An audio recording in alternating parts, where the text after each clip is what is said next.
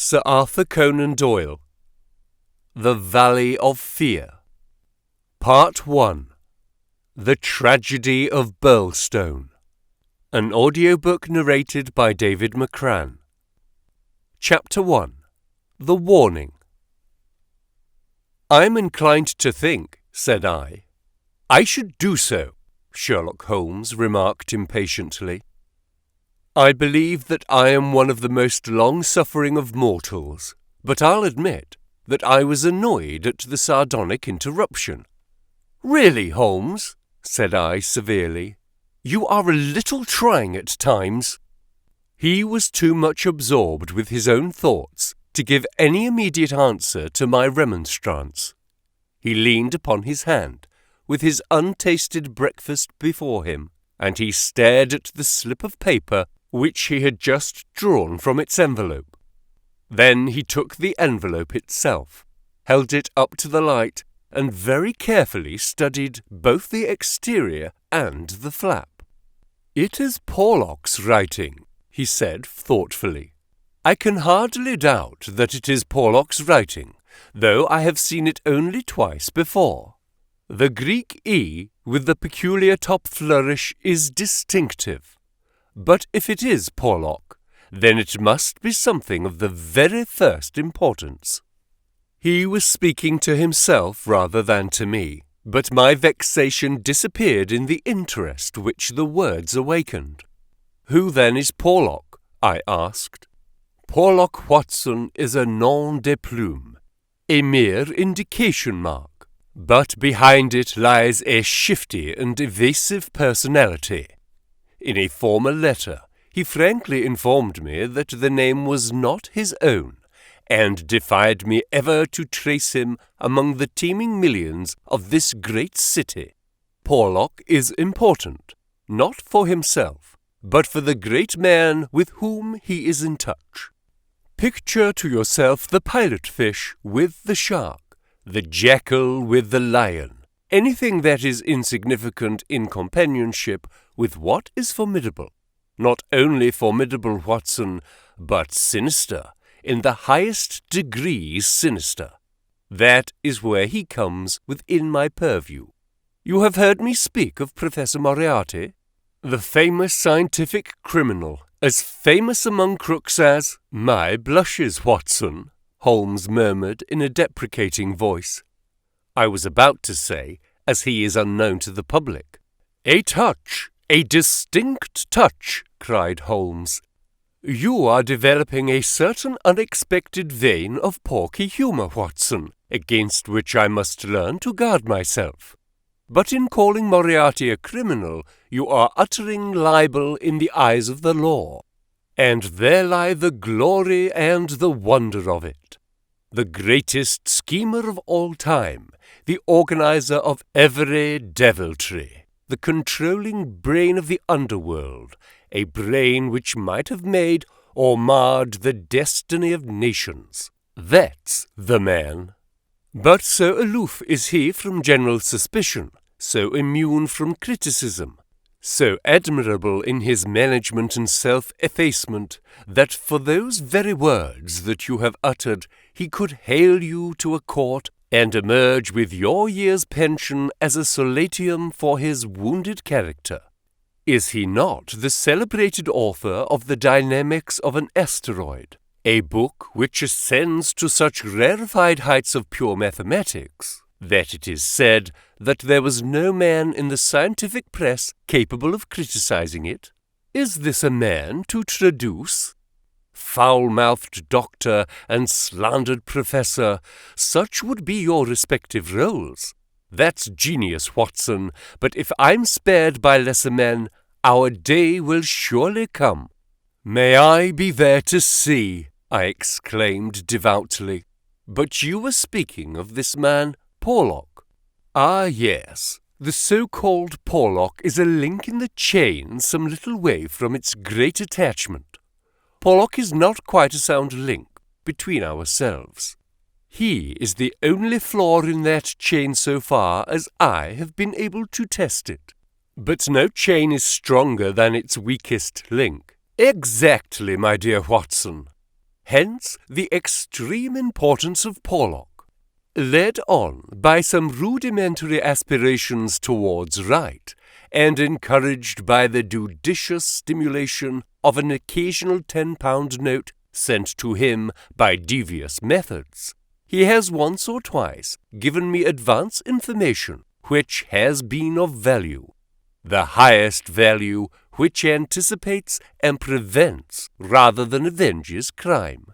I cannot doubt that, if we had the cipher, we should find that this communication is of the nature that I indicate.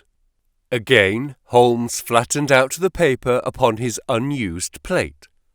I rose and, leaning over him, stared down at the curious inscription, which ran as follows: 534, C2, 13, 127, 36, 31, 4, 17, 21, 41, Douglas, 109, 293, 5, 37, Birlstone, 26 Birlstone, 9, 47, 171. What do you make of it, Holmes? It is obviously an attempt to convey secret information. But what is the use of a cipher message without the cipher? In this instance, none at all. Why do you say in this instance? Because there are many ciphers which I could read as easily as I do the apocrypha of the agony column. Such crude devices amuse the intelligence without fatiguing it. But this is different. It is clearly a reference to the words in a page of some book. Until I am told which page and which book, I am powerless. But why Douglas and Birlstone? Clearly because those are words which are not contained in the page in question. Then why has he not indicated the book? Your native shrewdness, my dear Watson, that innate cunning which is the delight of your friends, would surely prevent you from enclosing cipher and message in the same envelope. Should it miscarry, you are undone. As it is, both have to go wrong before any harm comes from it. Our second post is now overdue, and I shall be surprised if it does not bring us either a further letter of explanation, or, as in more probable, the very volume to which these figures refer. Holmes's calculation was fulfilled within a very few minutes by the appearance of Billy, the page, with the very letter which we were expecting. "The same writing," remarked Holmes, as he opened the envelope. "And actually signed," he added in an exultant voice as he unfolded the epistle. "Come, we are getting on, Watson." His brow clouded, however, as he glanced over the contents. "Dear me, this is very disappointing. I fear, Watson, that all our expectations come to nothing. I trust that the man Porlock will come to no harm. Dear Mr. Holmes, he says, I will go no further in this matter. It is too dangerous. He suspects me. I can see that he suspects me. He came to me quite unexpectedly after I had actually addressed this envelope with the intention of sending you the key to the cipher. I was able to cover it up. If he had seen it, it would have gone hard with me. But I read suspicion in his eyes. Please burn the cipher message, which can now be of no use to you. Fred Porlock. Holmes sat for some little time twisting this letter between his fingers and frowning as he stared into the fire. After all, he said at last, there may be nothing in it. It may be only his guilty conscience. Knowing himself to be a traitor, he may have read the accusation in the other's eyes. The other being, I presume, Professor Moriarty. No less. When any of that party talk about he, you know whom they mean. There is one prominent he for all of them. But what can he do? That's a large question. When you have one of the first brains of Europe up against you, and all the powers of darkness at his back, there are infinite possibilities. Anyhow, Friend Porlock is evidently scared out of his senses. Kindly compare the writing in the note to that upon its envelope, which was done, he tells us, before this ill-omened visit. The one is clear and firm, the other hardly legible. Why did he write it at all?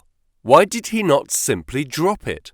Because he feared I would make some inquiry after him in that case, and possibly bring trouble on him. No doubt, said I. Of course. I had picked up the original cipher message and was bending my brows over it. It's pretty maddening to think that an important secret may lie here on this slip of paper, and that it is beyond human power to penetrate it. Sherlock Holmes had pushed away his untasted breakfast and lit the unsavoury pipe, which was the companion of his deepest meditations. I wonder, said he, leaning back and staring at the ceiling. Perhaps there are points which have escaped your Machiavellian intellect. Let us consider the problem in the light of pure reason. This man's reference is to a book. That is our point of departure. A somewhat vague one. Let us see, then, if we can narrow it down. As I focus my mind upon it, it seems rather less impenetrable. What indications have we as to this book? None. Well, it is surely not quite so bad as that. The cipher message begins with a large 534, does it not? We may take it as a working hypothesis that 534 is the particular page to which the cipher refers. So our book has already become a large book, which is surely something gained.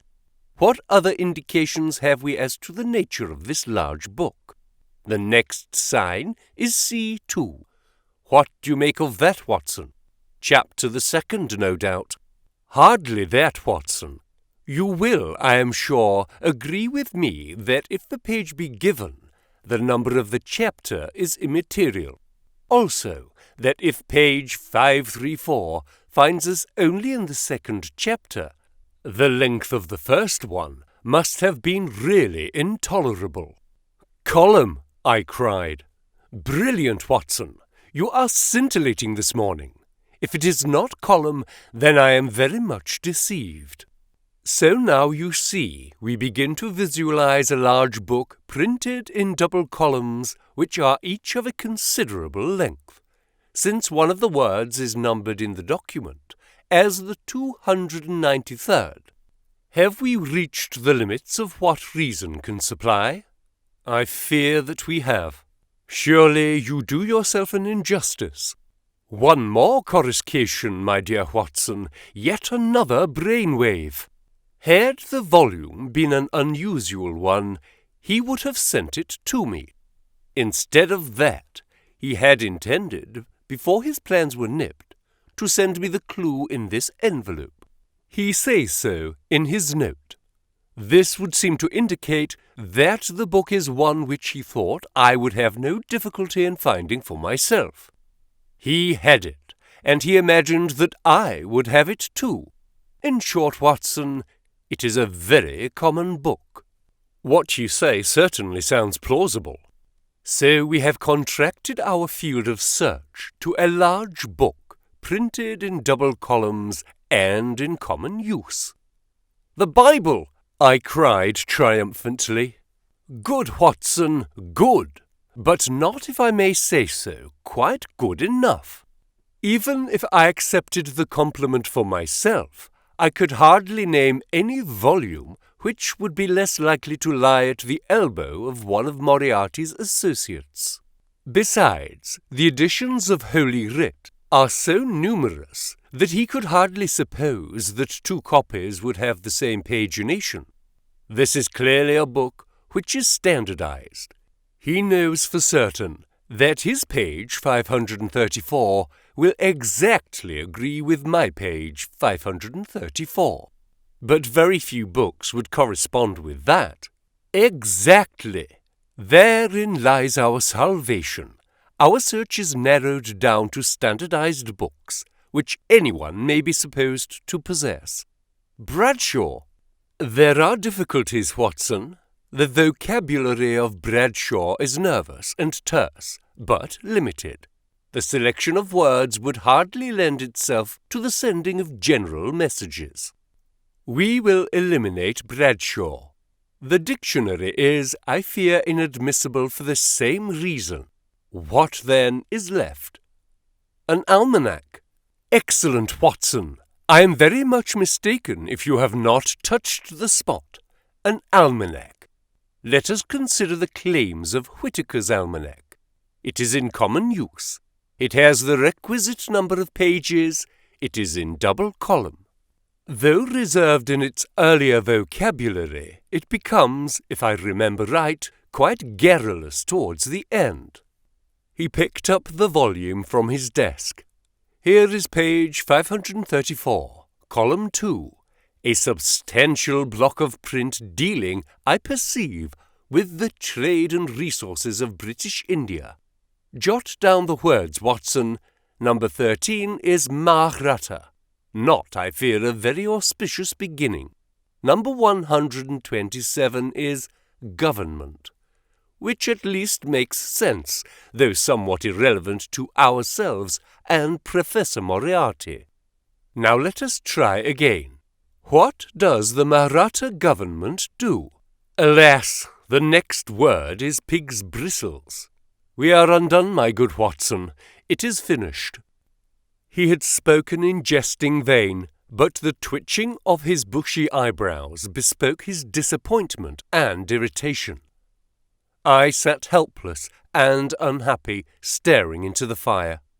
A long silence was broken by a sudden exclamation from Holmes, who dashed at a cupboard from which he emerged with a second yellow-covered volume in his hand.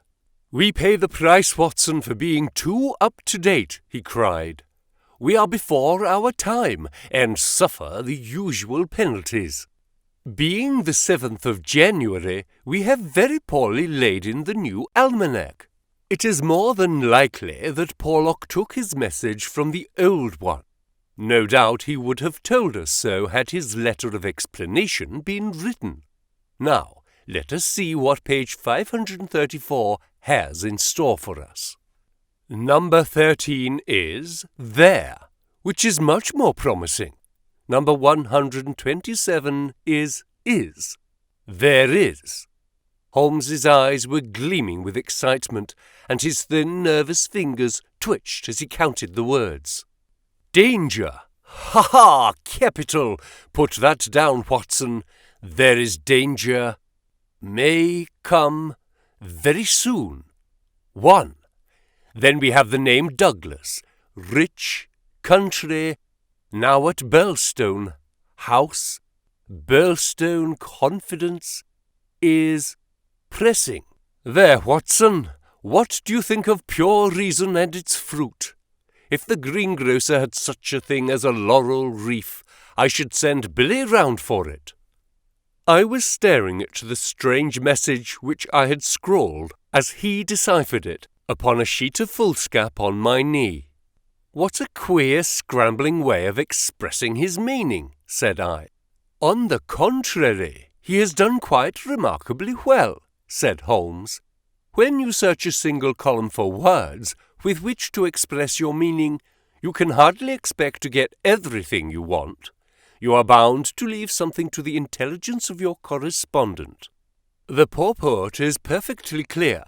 Some deviltry is intended against one Douglas, whoever he may be, residing, as stated, a rich country gentleman. He is sure confidence was our near as he could get to confident. That it is pressing. There is our result, and a very workmanlike little bit of analysis it was. Holmes had the impersonal joy of the true artist in his better work, even as he mourned darkly when it fell below the high level to which he aspired. He was still chuckling over his success when Billy swung open the door and Inspector MacDonald of Scotland Yard was ushered into the room. Those were the early days at the end of the 80s, when Alec MacDonald was far from having attained the national fame which he has now achieved. He was a young but trusted member of the detective force who had distinguished himself in several cases which had been entrusted to him. His tall, bony figure gave promise of exceptional physical strength, while his great cranium and deep-set, lustrous eyes spoke no less clearly of the keen intelligence which twinkled out from behind his bushy eyebrows. He was a silent, precise man, with a dour nature and a hard Aberdonian accent. Twice already in his career had Holmes helped him to attain success, his own sole reward being the intellectual joy of the problem. For this reason, the affection and respect of the Scotchman for his amateur colleague were profound, and he showed them by the frankness with which he consulted Holmes in every difficulty. Mediocrity knows nothing higher than itself, but talent instantly recognizes genius, and MacDonald had talent enough for his profession to enable him to perceive that there was no humiliation in seeking the assistance of one who already stood alone in Europe, both in his gifts and in his experience. Holmes was not prone to friendship, but he was tolerant of the big Scotchman, and smiled at the sight of him. "You are an early bird, Mr. Mac," said he. "I wish you luck with your worm. I fear this means that there is some mischief afoot." "If you said hope instead of fear, it would be nearer the truth, I am thinking, Mr. Holmes," the inspector answered, with a knowing grin. "Well, maybe a wee nip would keep out the raw morning chill. No, I won't smoke, I thank you. I'll have to be pushing on my way, for the early hours of a case are the precious ones, and no man knows better than your own self. But... The inspector had stopped suddenly, and was staring with a look of absolute amazement at a paper upon the table. It was the sheet upon which I had scrawled the enigmatic message. "Douglas?" he stammered. "Birlstone? What's this, Mr. Holmes? Man, it's witchcraft. Where in the name of all that is wonderful did you get those names?" "It is a cipher that Dr. Watson and I have had occasion to solve. But why? What's amiss with the names?" The inspector looked from one to the other of us in dazed astonishment. "Just this," said he, "that Mr. Douglas of Birlstone Manor House was horribly murdered last night." Chapter 2. Sherlock Holmes Discourses. It was one of those dramatic moments for which my friend existed. It would be an overstatement to say that he was shocked or even excited by the amazing announcement. Without having a tinge of cruelty in his singular composition, he was undoubtedly callous from long overstimulation. Yet, if his emotions were dulled, his intellectual perceptions were exceedingly active. There was no trace then of the horror which I had myself felt at this curt declaration, but his face showed rather the quiet and interested composure of the chemist who sees the crystals falling into position from his oversaturated solution. "Remarkable," said he. "Remarkable. You don't seem surprised." "Interested, Mr. Mac, but hardly surprised. Why should I be surprised? I receive an anonymous communication from a quarter which I know to be important, warning me that danger threatens a certain person. Within an hour, I learn that this danger has actually materialized, and that the person is dead. I am interested, but as you observe, I am not surprised." In a few short sentences, he explained to the inspector the facts about the letter and the cipher. MacDonald sat with his chin on his hands and his great sandy eyebrows bunched into a yellow tangle. "I was going down to Birlstone this morning," said he. "I had come to ask if you cared to come with me, you and your friend here. But from what you say, we might perhaps be doing better work in London." "I rather think not," said Holmes. "Hang it all, Mr. Holmes, cried the inspector. "The papers will be full of the Birlstone mystery in a day or two, but where's the mystery if there's a man in London who prophesied the crime before it ever occurred? We have only to lay our hands on that man, and the rest will follow." "No doubt, Mr. Mac. But how do you propose to lay your hands on the so-called Porlock?" MacDonald turned over the letter which Holmes had handed him. "Posted in Camberwell. That doesn't help us much. Name, you say, is assumed. Not much to go on, certainly. But you say that you have sent him money. Twice. And how?" "In notes to Camberwell Post Office." "Did you ever trouble to see who called for them?" "No." The inspector looked surprised and a little shocked. "Why not?" "Because I always keep faith. I had promised when he first wrote that I would not try to trace him." "You think there is someone behind him?" "I know there is." "This professor that I've heard you mention?" "Exactly." Inspector MacDonald smiled, and his eyelid quivered as he glanced towards me. "I won't conceal from you, Mr. Holmes, that we think in the CID that you have a wee bit of a bee in your bonnet over this professor. I made some inquiries myself about the matter. He seems to be a very respectable, learned and talented sort of man." "I am glad you got so far as to recognize the talent."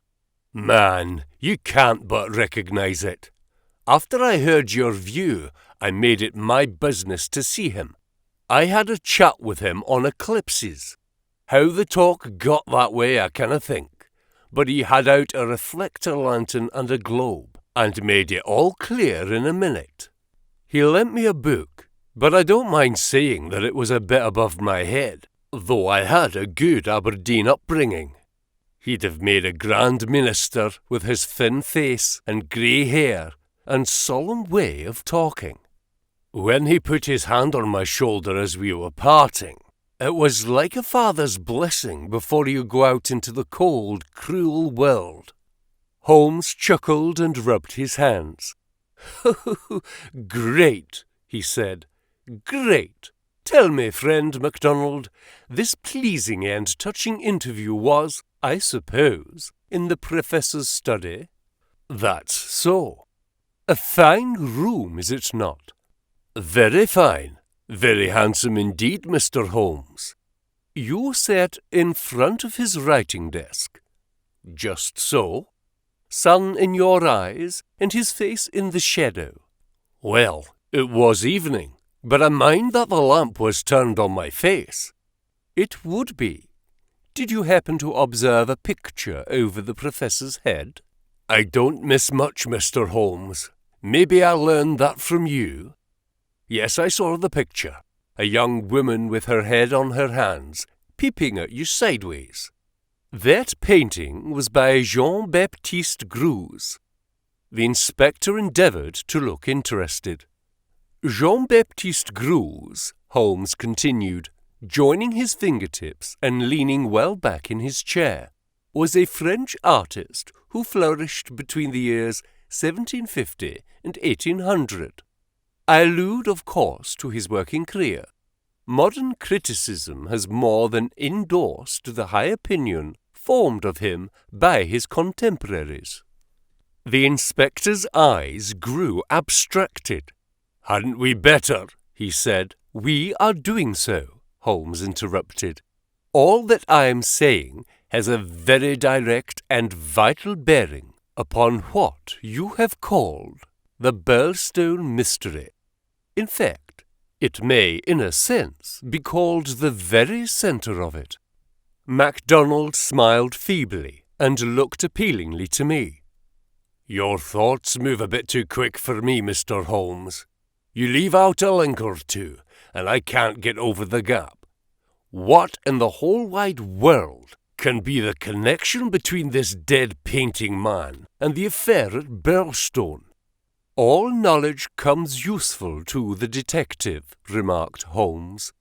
Even the trivial fact that in the year 1865, a picture by Greuze entitled Le Jeune Fil et l'Agneau fetched 1,200,000 francs, more than £40,000, at the Portalis sale may start a train of reflection in your mind. It was clear that it did. The inspector looked honestly interested. I may remind you, Holmes continued, that the professor's salary can be ascertained in several trustworthy books of reference. It is 700 a year. Then how could he buy? Quite so. How could he? Aye, that's remarkable, said the inspector thoughtfully. Talk away, Mr. Holmes. I'm just loving it. It's fine. Holmes smiled. He was always warmed by genuine admiration, the characteristic of the real artist. What about Birlstone? He asked. We've time yet, said the inspector, glancing at his watch. I've a cab at the door, and it won't take us 20 minutes to Victoria. But about this picture. I thought you told me once, Mr. Holmes, that you had never met Professor Moriarty. No. I never have. Then how do you know about his rooms? Ah, that's another matter. I have been 3 times in his rooms, twice waiting for him under different pretexts and leaving before he came. Once, well, I can hardly tell about the once to an official detective. It was on the last occasion that I took the liberty of running over his papers, with the most unexpected results. You found something compromising? Absolutely nothing. That was what amazed me. However, you have now seen the point of the picture. It shows him to be a very wealthy man. How did he acquire wealth? He is unmarried. His younger brother is a station master in the west of England. His chair is worth 700 a year. And he owns a Greuze. Well, surely the inference is plain. You mean that he has a great income, and that he must earn it in an illegal fashion? Exactly. Of course, I have other reasons for thinking so. Dozens of exiguous threads which lead vaguely up towards the centre of the web, where the poisonous, motionless creature is lurking. I only mention the Greuze because it brings the matter within the range of your own observation. Well, Mr. Holmes, I admit that what you say is interesting. It's more than interesting, it's just wonderful. But let us have it a little clearer if you can. Is it forgery, coining, burglary? Where does the money come from? Have you ever read of Jonathan Wild? Well, the name has a familiar sound. Someone in a novel, was he not? I don't take much stock of detectives in novels. Chaps that do things and never let you see how they do them. That's just inspiration, not business. Jonathan Wild wasn't a detective, and he wasn't in a novel. He was a master criminal, and he lived last century, 1750 or thereabouts. Then he's no use to me. I'm a practical man.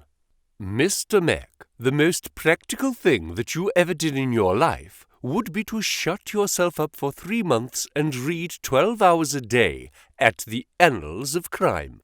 Everything comes in circles, even Professor Moriarty.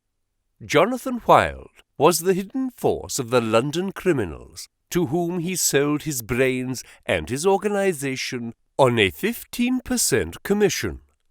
The old wheel turns, and the same spoke comes up.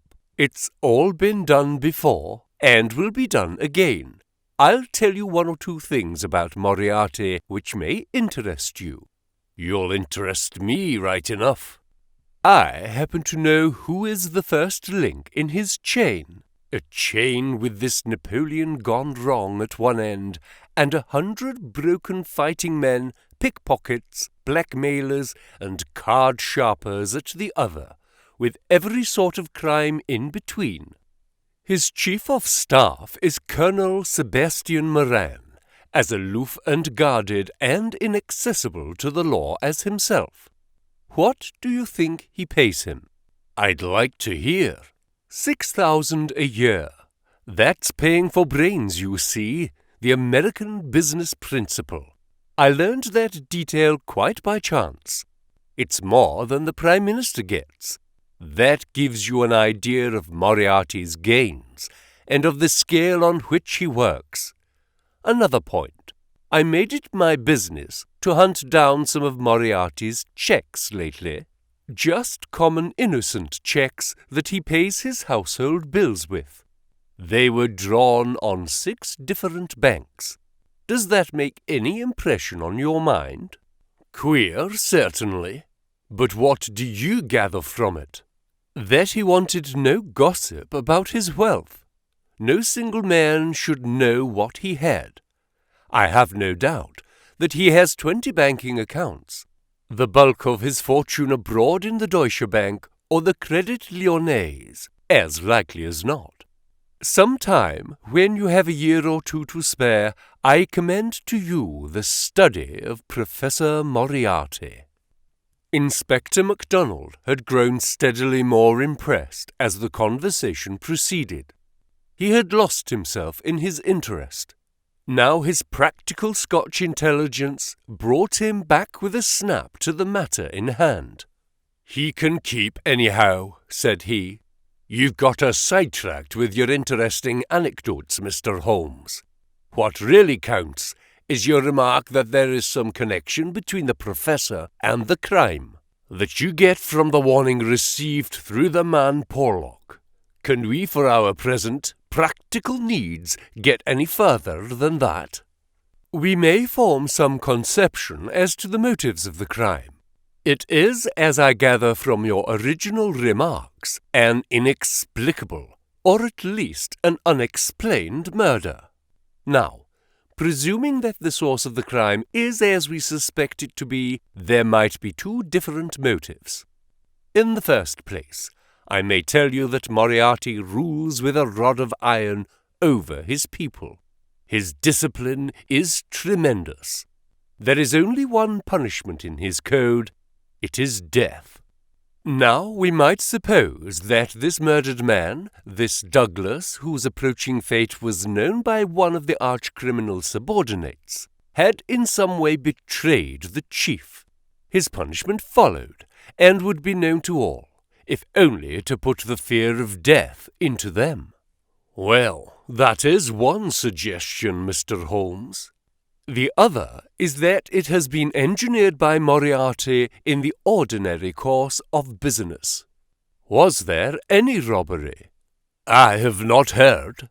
If so, it would of course be against the first hypothesis and in favour of the second. Moriarty may have been engaged to engineer it on a promise of part spoils, or he may have been paid so much down to manage it. Either is possible. But whichever it may be, or if it is some third combination, it is down at Birlstone that we must seek the solution. I know our man too well to suppose that he has left anything up here which may lead us to him. "Then to Birlstone we must go," cried MacDonald, jumping from his chair. "My word, it's later than I thought. I can give you gentlemen 5 minutes for preparation, and that is all." "And ample for us both," said Holmes, as he sprang up and hastened to change from his dressing-gown to his coat. "While we are on our way, Mr. Mac, I will ask you to be good enough to tell me all about it." All about it proved to be disappointingly little, and yet there was enough to assure us that the case before us might well be worthy of the expert's closest attention. He brightened and rubbed his thin hands together as he listened to the meagre but remarkable details. A long series of sterile weeks lay behind us, and here at last there was a fitting object for those remarkable powers which, like all special gifts, become irksome to their owner when they are not in use. That razor brain blunted and rusted with inaction. Sherlock Holmes's eyes glistened, his pale cheeks took a warmer hue, and his whole eager face shone with an inward light when the call for work reached him. Leaning forward in the cab, he listened intently to MacDonald's short sketch of the problem which awaited us in Sussex. The inspector was himself dependent, as he explained to us, upon a scribbled account forwarded to him by the milk train in the early hours of the morning. White Mason, the local officer, was a personal friend, and hence MacDonald had been notified much more promptly than is usual at Scotland Yard when provincials need their assistance. It is a very cold scent upon which the metropolitan expert is generally asked to run. "Dear Inspector MacDonald," said the letter which he read to us, "official requisition for your services is in separate envelope. This is for your private eye. Wire me what train in the morning you can get for Birlstone, and I will meet it, or have it met if I am too occupied. This case is a snorter. Don't waste a moment in getting started. If you can bring Mr. Holmes, please do so, for he will find something after his own heart. We would think the whole had been fixed up for theatrical effect if there wasn't a dead man in the middle of it. My word, it is a snorter." "Your friend seems to be no fool," remarked Holmes. "No, sir. White Mason is a very live man, if I'm any judge." "Well, have you anything more?" "Only that he will give us every detail when we meet." "Then how did you get at Mr. Douglas, and the fact that he had been horribly murdered?" "That was in the enclosed official report. It didn't say horrible. That's not a recognized official term. It gave the name John Douglas. It mentioned that his injuries had been in the head from the discharge of a shotgun. It also mentioned the hour of the alarm, which was close on to midnight last night. It added that the case was undoubtedly one of murder, but that no arrest had been made, and that the case was one which presented some very perplexing and extraordinary features. That's absolutely all we have at present, Mr. Holmes. Then, with your permission, we will leave it at that, Mr. Mac. The temptation to form premature theories upon insufficient data is the bane of our profession.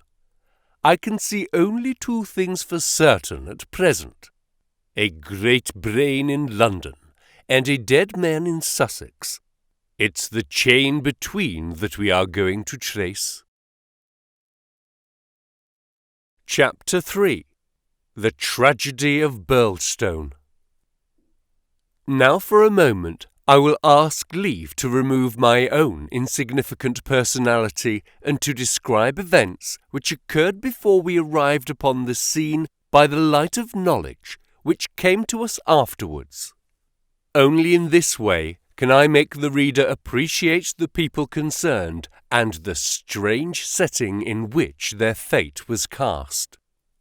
The village of Birlstone is a small and very ancient cluster of half-timbered cottages on the northern border of the county of Sussex.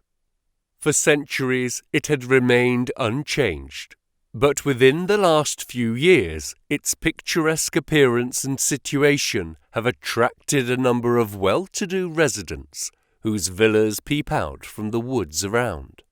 These woods are locally supposed to be the extreme fringe of the great Weald forest, which thins away until it reaches the northern chalk downs. A number of small shops have come into being to meet the wants of the increased population, so there seems some prospect that Birlstone may soon grow from an ancient village into a modern town. It is the centre for a considerable area of country, since Tunbridge Wells, the nearest place of importance, is 10 or 12 miles to the eastward over the borders of Kent. About half a mile from the town, standing in an old park famous for its huge beech trees, is the ancient manor house of Birlstone. Part of this venerable building dates back to the time of the First Crusade, when Hugo de Capus built a fortalice in the centre of the estate, which had been granted to him by the Red King. This was destroyed by fire in 1543, and some of its smoke-blackened cornerstones were used when, in Jacobean times, a brick country house rose upon the ruins of the feudal castle. The manor house, with its many gables and its small diamond-paned windows, was still much as the builder had left it in the early 17th century. Of the double moats which had guarded its more warlike predecessor, the outer had been allowed to dry up, and served the humble function of a kitchen garden. The inner one was still there, and lay 40 feet in breadth, though now only a few feet in depth, round the whole house. A small stream fed it, and continued beyond it, so that the sheet of water, though turbid, was never ditch-like or unhealthy. The ground-floor windows were within a foot of the surface of the water. The only approach to the house was over a drawbridge, the chains and windlass of which had long been rusted and broken. The latest tenants of the manor house had, however, with characteristic energy, set this right, and the drawbridge was not only capable of being raised, but actually was raised every evening and lowered every morning. By thus renewing the custom of the old feudal days, the manor house was converted into an island during the night, a fact which had a very direct bearing upon the mystery which was soon to engage the attention of all England. The house had been untenanted for some years, and was threatening to moulder into a picturesque decay when the Douglases took possession of it. This family consisted of only 2 individuals, John Douglas and his wife. Douglas was a remarkable man, both in character and in person. In age he may have been about 50, with a strong-jawed, rugged face, a grizzling moustache, peculiarly keen grey eyes, and a wiry, vigorous figure, which had lost nothing of the strength and activity of youth. He was cheery and genial to all, but somewhat off-hand in his manners, giving the impression that he had seen life in social strata on some far lower horizon than the country society of Sussex. Yet, though looked at with some curiosity and reserve by his more cultivated neighbours, soon he acquired a great popularity among the villagers, subscribing handsomely to all local objects, and attending their smoking concerts and other functions, where, having a remarkably rich tenor voice, he was always ready to oblige with an excellent song. He appeared to have plenty of money, which was said to have been gained in the California gold fields, and it was clear from his own talk, and that of his wife, that he had spent a part of his life in America. The good impression which had been produced by his generosity and by his democratic manners was increased by a reputation gained for utter indifference to danger. Though a wretched rider, he turned out at every meet, and took the most amazing falls in his determination to hold his own with the best. When the vicarage caught fire, he distinguished himself also by the fearlessness with which he re-entered the building to save property after the local fire brigade had given it up as impossible. Thus it came about that John Douglas of the Manor House had within 5 years won himself quite a reputation in Birlstone. His wife, too, was popular with those who had made her acquaintance, though, after the English fashion, the callers upon a stranger who settled in the country without introductions were few and far between. This mattered the less to her, as she was retiring by disposition and very much absorbed, to all appearance, in her husband and her domestic duties. It was known that she was an English lady who had met Mr. Douglas in London, he being at that time a widower. She was a beautiful woman, tall, dark and slender, some 20 years younger than her husband, a disparity which seemed in no wise to mar the contentment of their family life.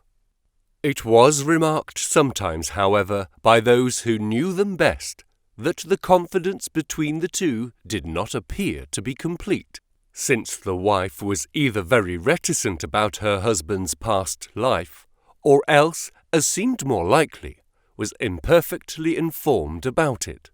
It had also been noted and commented upon by a few observant people that there were signs sometimes of some nerve strain upon the part of Mrs. Douglas, and that she would display acute uneasiness if her absent husband should ever be particularly late in his return. On a quiet countryside, where all gossip is welcome, this weakness of the lady of the manor house did not pass without remark, and it bulked larger upon people's memory when the events arose which gave it a very special significance. There was yet another individual whose residence under that roof was, it is true, only an intermittent one, but whose presence at the time of the strange happenings, which will now be narrated, brought his name prominently before the public. This was Cecil James Barker, of Hales Lodge, Hampstead. Cecil Barker's tall, loose-jointed figure was a familiar one in the main street of Birlstone village, for he was a frequent and welcome visitor at the manor house. He was the more noticed as being the only friend of the past unknown life of Mr. Douglas, who was ever seen in his new English surroundings. Barker was himself an undoubted Englishman, but by his remarks it was clear that he had first known Douglas in America, and had lived there on intimate terms with him. He appeared to be a man of considerable wealth, and was reputed to be a bachelor. In age he was rather younger than Douglas, 45 at the most, a tall, straight, broad-chested fellow with a clean-shaved, prize-fighter face, thick, strong black eyebrows, and a pair of masterful black eyes, which might, even without the aid of his very capable hands, clear a way for him through a hostile crowd. He neither rode nor shot, but spent his days in wandering round the old village with his pipe in his mouth, or in driving with his host, or in his absence with his hostess over the beautiful countryside. "An easy-going, free-handed gentleman," said Amos the butler. "But my word, I had rather not be the man that crossed him." He was cordial and intimate with Douglas, and he was no less friendly with his wife, a friendship which more than once seemed to cause some irritation to the husband, so that even the servants were able to perceive his annoyance. Such was the third person who was one of the family when the catastrophe occurred. As to the other denizens of the old building, it will suffice out of a large household to mention the prim, respectable, and capable Amos and Mrs. Allen, a buxom and cheerful person, who relieved the lady of some of her household cares. The other 6 servants in the house bear no relation to the events of the night of January 6th. It was at 11:45 that the first alarm reached the small local police station in charge of Sergeant Wilson of the Sussex Constabulary. Cecil Barker, much excited, had rushed up to the door and pealed furiously upon the bell. A terrible tragedy had occurred at the manor house, and John Douglas had been murdered. That was the breathless burden of his message. He had hurried back to the house, followed within a few minutes by the police sergeant, who arrived at the scene of the crime a little after 12 o'clock, after taking prompt steps to warn the county authorities that something serious was afoot. On reaching the manor house, the sergeant had found the drawbridge down, the windows lighted up, and the whole household in a state of wild confusion and alarm. The white-faced servants were huddling together in the hall, with the frightened butler wringing his hands in the doorway. Only Cecil Barker seemed to be master of himself and his emotions. He had opened the door which was nearest to the entrance, and he had beckoned to the sergeant to follow him. At that moment there arrived Dr. Wood, a brisk and capable general practitioner from the village. The three men entered the fatal room together, while the horror-stricken butler followed at their heels, closing the door behind him to shut out the terrible scene from the maidservants. The dead man lay on his back, sprawling with outstretched limbs in the centre of the room. He was clad only in a pink dressing gown, which covered his night-clothes. There were carpet slippers on his bare feet. The doctor knelt beside him and held down the hand-lamp which had stood on the table. One glance at the victim was enough to show the healer that his presence could be dispensed with. The man had been horribly injured. Lying across his chest was a curious weapon, a shotgun, with the barrel sawed off a foot in front of the triggers. It was clear that this had been fired at close range, and that he had received the whole charge in the face, blowing his head almost to pieces. The triggers had been wired together, so as to make the simultaneous discharge more destructive.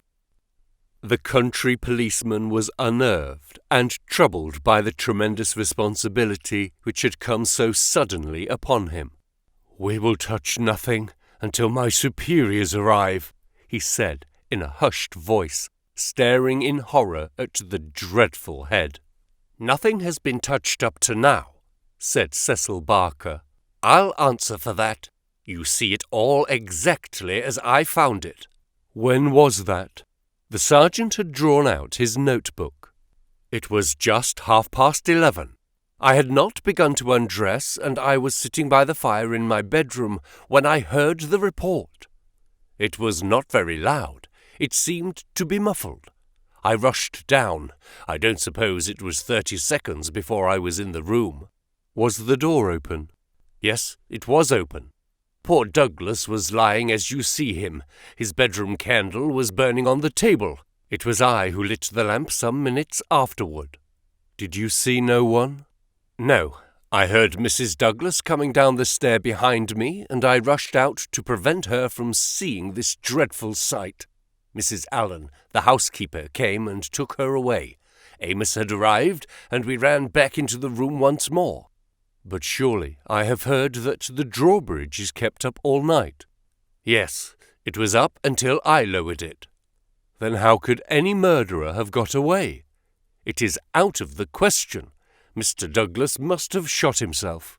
"That was our first idea. But see!"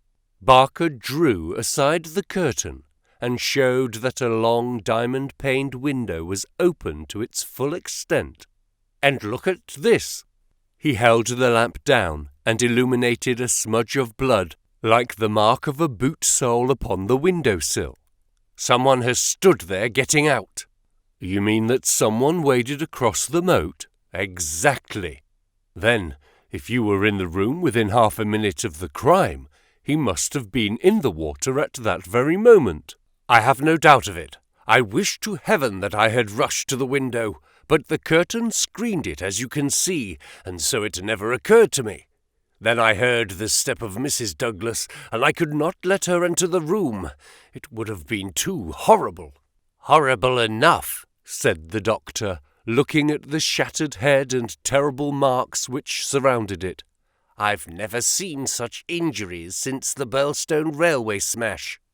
"But I say," remarked the police sergeant, whose slow, bucolic common sense was still pondering the open window, "it's all very well your saying that a man escaped by wading this moat, but what I ask you is, how did he ever get into the house at all if the bridge was up?" "Ah, that's the question," said Barker. "At what o'clock was it raised?" "It was nearly 6 o'clock," said Amos the butler. "I've heard," said the sergeant, "that it was usually raised at sunset. That would be nearer 4:30 than 6 at this time of year." "Mrs. Douglas had visitors to tea," said Amos. "I couldn't raise it until they went. Then I wound it up myself." "Then it comes to this," said the sergeant. "If anyone came from outside, if they did, they must have got in across the bridge before 6 and been in hiding ever since, until Mr. Douglas came into the room after 11. "That is so. Mr. Douglas went round the house every night the last thing before he turned in to see that the lights were right. That brought him in here. The man was waiting and shot him. Then he got away through the window and left his gun behind him. That's how I read it, for nothing else will fit the facts." The sergeant picked up a card which lay beside the dead man on the floor. The initials V.V., and under them the number 341 were rudely scrawled in ink upon it. "What's this?" he asked, holding it up. Barker looked at it with curiosity. "I never noticed it before," he said. "The murderer must have left it behind him. V.V. 341? I can make no sense of that." The sergeant kept turning it over in his big fingers. "What's V.V.? Somebody's initials, maybe. What have you got there, Dr. Wood?" It was a good-sized hammer which had been lying on the rug in front of the fireplace, a substantial, workmanlike hammer. Cecil Barker pointed to a box of brass-headed nails upon the mantelpiece. "Mr. Douglas was altering the pictures yesterday," he said. "I saw him myself, standing upon that chair and fixing the big picture above it. That accounts for the hammer." We'd best put it back on the rug where we found it," said the sergeant, scratching his puzzled head in his perplexity. "It will want the best brains in the force to get to the bottom of this thing. It will be a London job before it is finished." He raised the hand lamp and walked slowly round the room. "Hello!" he cried excitedly, drawing the window curtain to one side. "What o'clock were those curtains drawn?" "When the lamps were lit," said the butler. "It would be shortly after 4. Someone had been hiding here, sure enough." He held down the light, and the marks of muddy boots were very visible in the corner. "I'm bound to say this bears out your theory, Mr. Barker. It looks as if the man got into the house after 4, when the curtains were drawn, and before 6 when the bridge was raised. He slipped into this room because it was the first that he saw. There was no other place where he could hide, so he popped in behind this curtain. That all seems clear enough. It is likely that his main idea was to burgle the house, but Mr. Douglas chanced to come upon him, so he murdered him and escaped." "That's how I read it," said Barker. "But I say, aren't we wasting precious time? Couldn't we start out and scout the country before the fellow gets away?" The sergeant considered for a moment. "There are no trains before 6 in the morning, so he can't get away by rail. If he goes by road with his legs all dripping, it's odds that someone will notice him. Anyhow, I can't leave here myself until I'm relieved. But I think none of you should go until we see more clearly how we all stand." The doctor had taken the lamp and was narrowly scrutinizing the body. "What's this mark?" he asked. "Could this have any connection with the crime?" The dead man's right arm was thrust out from his dressing gown and exposed as high as the elbow. About halfway up the forearm was a curious brown design, a triangle inside a circle, standing out in vivid relief upon the lard-coloured skin. "It's not tattooed," said the doctor, peering through his glasses. "I never saw anything like it. The man has been branded at some time as they brand cattle. What is the meaning of this?" "I don't profess to know the meaning of it," said Cecil Barker, but I have seen the mark on Douglas many times this last 10 years. And so have I, said the butler. Many a time when the master has rolled up his sleeves, I have noticed that very mark. I often wondered what it could be. Then it has nothing to do with the crime anyhow, said the sergeant. But it is a rum thing all the same. Everything about this case is rum. Well, what is it now? They've taken his wedding ring, he gasped. What? Yes, indeed. Master always wore his plain gold wedding ring on the little finger of his left hand. That ring with the rough nugget on it was above it, and the twisted snake ring on the third finger. There's the nugget and there's the snake, but the wedding ring is gone. He's right, said Barker. Do you tell me, said the sergeant, that the wedding ring was below the others? Always. Then the murderer, whoever it was, first took off this ring you call the nugget ring, then the wedding ring, and afterwards put the nugget ring back again. That is so. The worthy country policeman shook his head. Seems to me the sooner we get London onto this case the better, said he. White Mason is a smart man. No local job has ever been too much for White Mason. It won't be long now before he is here to help us. But I expect we'll have to look to London before we are through. Anyhow, I'm not ashamed to say that it is a deal too thick for the likes of me. Chapter 4. Darkness. At 3 a.m, the chief Sussex detective, obeying the urgent call from Sergeant Wilson of Birlstone, arrived from headquarters in a light dog-cart behind a breathless trotter. By the 5:40 train in the morning, he had sent his message to Scotland Yard, and he was at the Birlstone station at 12 o'clock to welcome us. White Mason was a quiet, comfortable-looking person in a loose tweed suit, with a clean-shaved, ruddy face, a stoutish body, and powerful, bandy legs adorned with gaiters, looking like a small farmer, a retired gamekeeper, or anything upon earth except a favourable specimen of the provincial criminal officer. A real downright snorter, Mr. MacDonald, he kept repeating. We'll have the pressmen down like flies when they understand it. I'm hoping we will get our work done before they get poking their noses into it and messing up all the trails.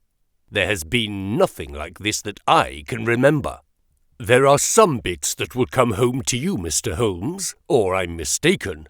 And you also, Dr. Watson, for the medicos will have a word to say before we finish. Your room is at the Westville Arms. There's no other place. But I hear that it is clean and good. The man will carry your bags. This way, gentlemen, if you please. He was a very bustling and genial person, this Sussex detective.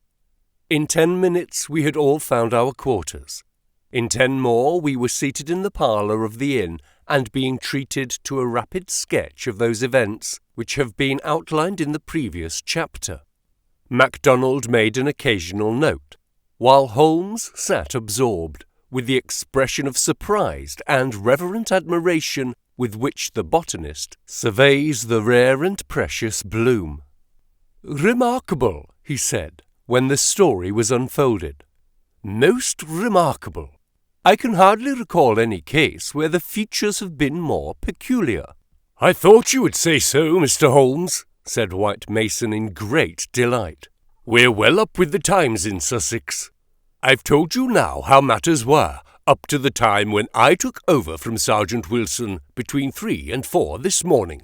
My word, I made the old mare go, but I need not have been in such a hurry, as it turned out, for there was nothing immediate that I could do.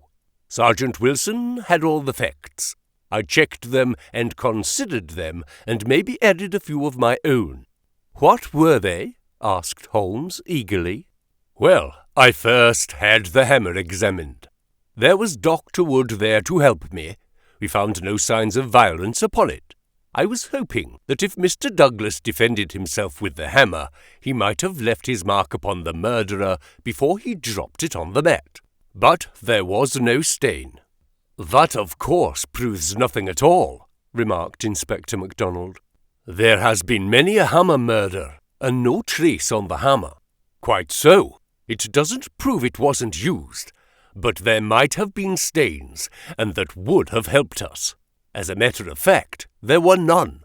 Then I examined the gun. They were buckshot cartridges, and as Sergeant Wilson pointed out, the triggers were wired together so that if you pulled on the hinder one, both barrels were discharged. Whoever fixed that up had made up his mind that he was going to take no chances of missing his man. The sword gun was not more than 2 foot long. One could carry it easily under one's coat. There was no complete maker's name, but the printed letters P.E.N. were on the fluting between the barrels, and the rest of the name had been cut off by the saw. A big P with a flourish above it, E and N smaller? Asked Holmes. Exactly. Pennsylvania Small Arms Company, well-known American firm, said Holmes. White Mason gazed at my friend as the little village practitioner looked at the Harley Street specialist, who by a word can solve the difficulties that perplex him. That is very helpful, Mr. Holmes. No doubt you are right. Wonderful, wonderful. Do you carry the names of all the gun-makers in the world in your memory? Holmes dismissed the subject with a wave. No doubt it is an American shotgun, White Mason continued. I seem to have read that a sawed-off shotgun is a weapon used in some parts of America.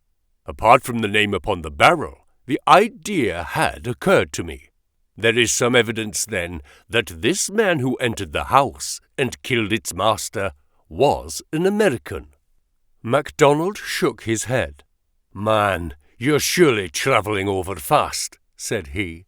I have heard no evidence yet that any stranger was ever in the house at all. The open window, the blood on the sill, the queer card, the marks of boots in the corner, the gun. Nothing there that could not have been arranged. Mr. Douglas was an American, or had lived long in America. So had Mr. Barker. You don't need to import an American from outside in order to account for American doings. Amos the butler, what about him? Is he reliable? 10 years with Sir Charles Chandos, as solid as a rock. He has been with Douglas ever since he took the manor house 5 years ago. He has never seen a gun of this sort in the house. The gun was made to conceal. That's why the barrels were sawed. It would fit into any box. How could he swear there was no such gun in the house? Well, anyhow, he had never seen one. MacDonald shook his obstinate Scotch head. I'm not convinced yet that there was ever anyone in the house, said he. I'm asking you to consider. His accent became more Aberdonian as he lost himself in his argument. I'm asking you to consider what involves if you suppose that this gun was ever brought into the house, and that all these strange things were done by a person from outside. Oh, man, it's just inconceivable. It's clean against common sense. I put it to you, Mr. Holmes, judging it by what we have heard. Well, state your case, Mr. Mac, said Holmes in his most judicial style. The man is not a burglar, supposing that he ever existed. The ring business and the card point to a premeditated murder for some private reason. Very good. Here is the man who slips into a house with the deliberate intention of committing murder. He knows, if he knows anything, that he will have a difficulty in making his escape, as the house is surrounded by water. What weapon would he choose? You would say the most silent in the world. Then he could hope, when the deed was done, to slip quickly from the window, to wade the moat, and to get away at his leisure. That's understandable. But is it understandable that he should go out of his way to bring with him the most noisy weapon he could select, knowing well that it would fetch every human being in the house to the spot as quick as they can run, and that it is all odds that he will be seen before he can get across the moat? Is that credible, Mr. Holmes? Well, you put the case strongly, my friend replied thoughtfully. It certainly needs a good deal of justification. May I ask, Mr. White Mason, whether you examined the farther side of the moat at once to see if there were any signs of the man having climbed out from the water? There were no signs, Mr. Holmes, but it is a stone ledge, and one could hardly expect them. No tracks or marks? None. Ha! Would there be any objection, Mr. White Mason, to our going down to the house at once? There may possibly be some small point which might be suggestive. I was going to propose it, Mr. Holmes, but I thought it well to put you in touch with all the facts before we go. I suppose if anything should strike you— White Mason looked doubtfully at the amateur. I have worked with Mr. Holmes before, said Inspector MacDonald. He plays the game. My own idea of the game, at any rate, said Holmes with a smile. I go into a case to help the ends of justice and the work of the police. If I ever separated myself from the official force, it is because they have first separated themselves from me. I have no wish ever to score at their expense. At the same time, Mr. White Mason, I claim the right to work in my own way and give my results at my own time, complete, rather than in stages. I'm sure we are honoured by your presence and to show you all we know, said White Mason cordially. Come along, Dr. Watson, and when the time comes, we'll all hope for a place in your book. We walked down the quaint village street with a row of pollarded elms on each side of it. Just beyond were two ancient stone pillars, weather-stained and lichen-blotched, bearing upon their summits a shapeless something which had once been the rampant lion of Capus of Birlstone.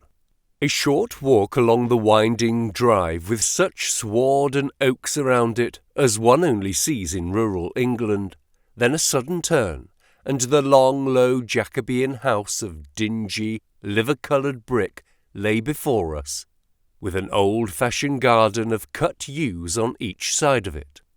As we approached it, there was the wooden drawbridge and the beautiful broad moat as still and luminous as quicksilver in the cold winter sunshine. 3 centuries had flowed past the old manor house, centuries of births and of homecomings, of country dances and of the meeting of fox hunters. Strange that now in its old age this dark business should have cast its shadow upon the venerable walls. And yet, those strange, peaked-roofed and quaint overhung gables were a fitting covering to grim and terrible intrigue. As I looked at the deep-set windows and the long sweep of the dull-coloured, water-lapped front, I felt that no more fitting scene could be set for such a tragedy. "That's the window," said White Mason. "That one on the immediate right of the drawbridge. It's open, just as it was found last night." "It looks rather narrow for a man to pass." "Well, it wasn't a fat man anyhow.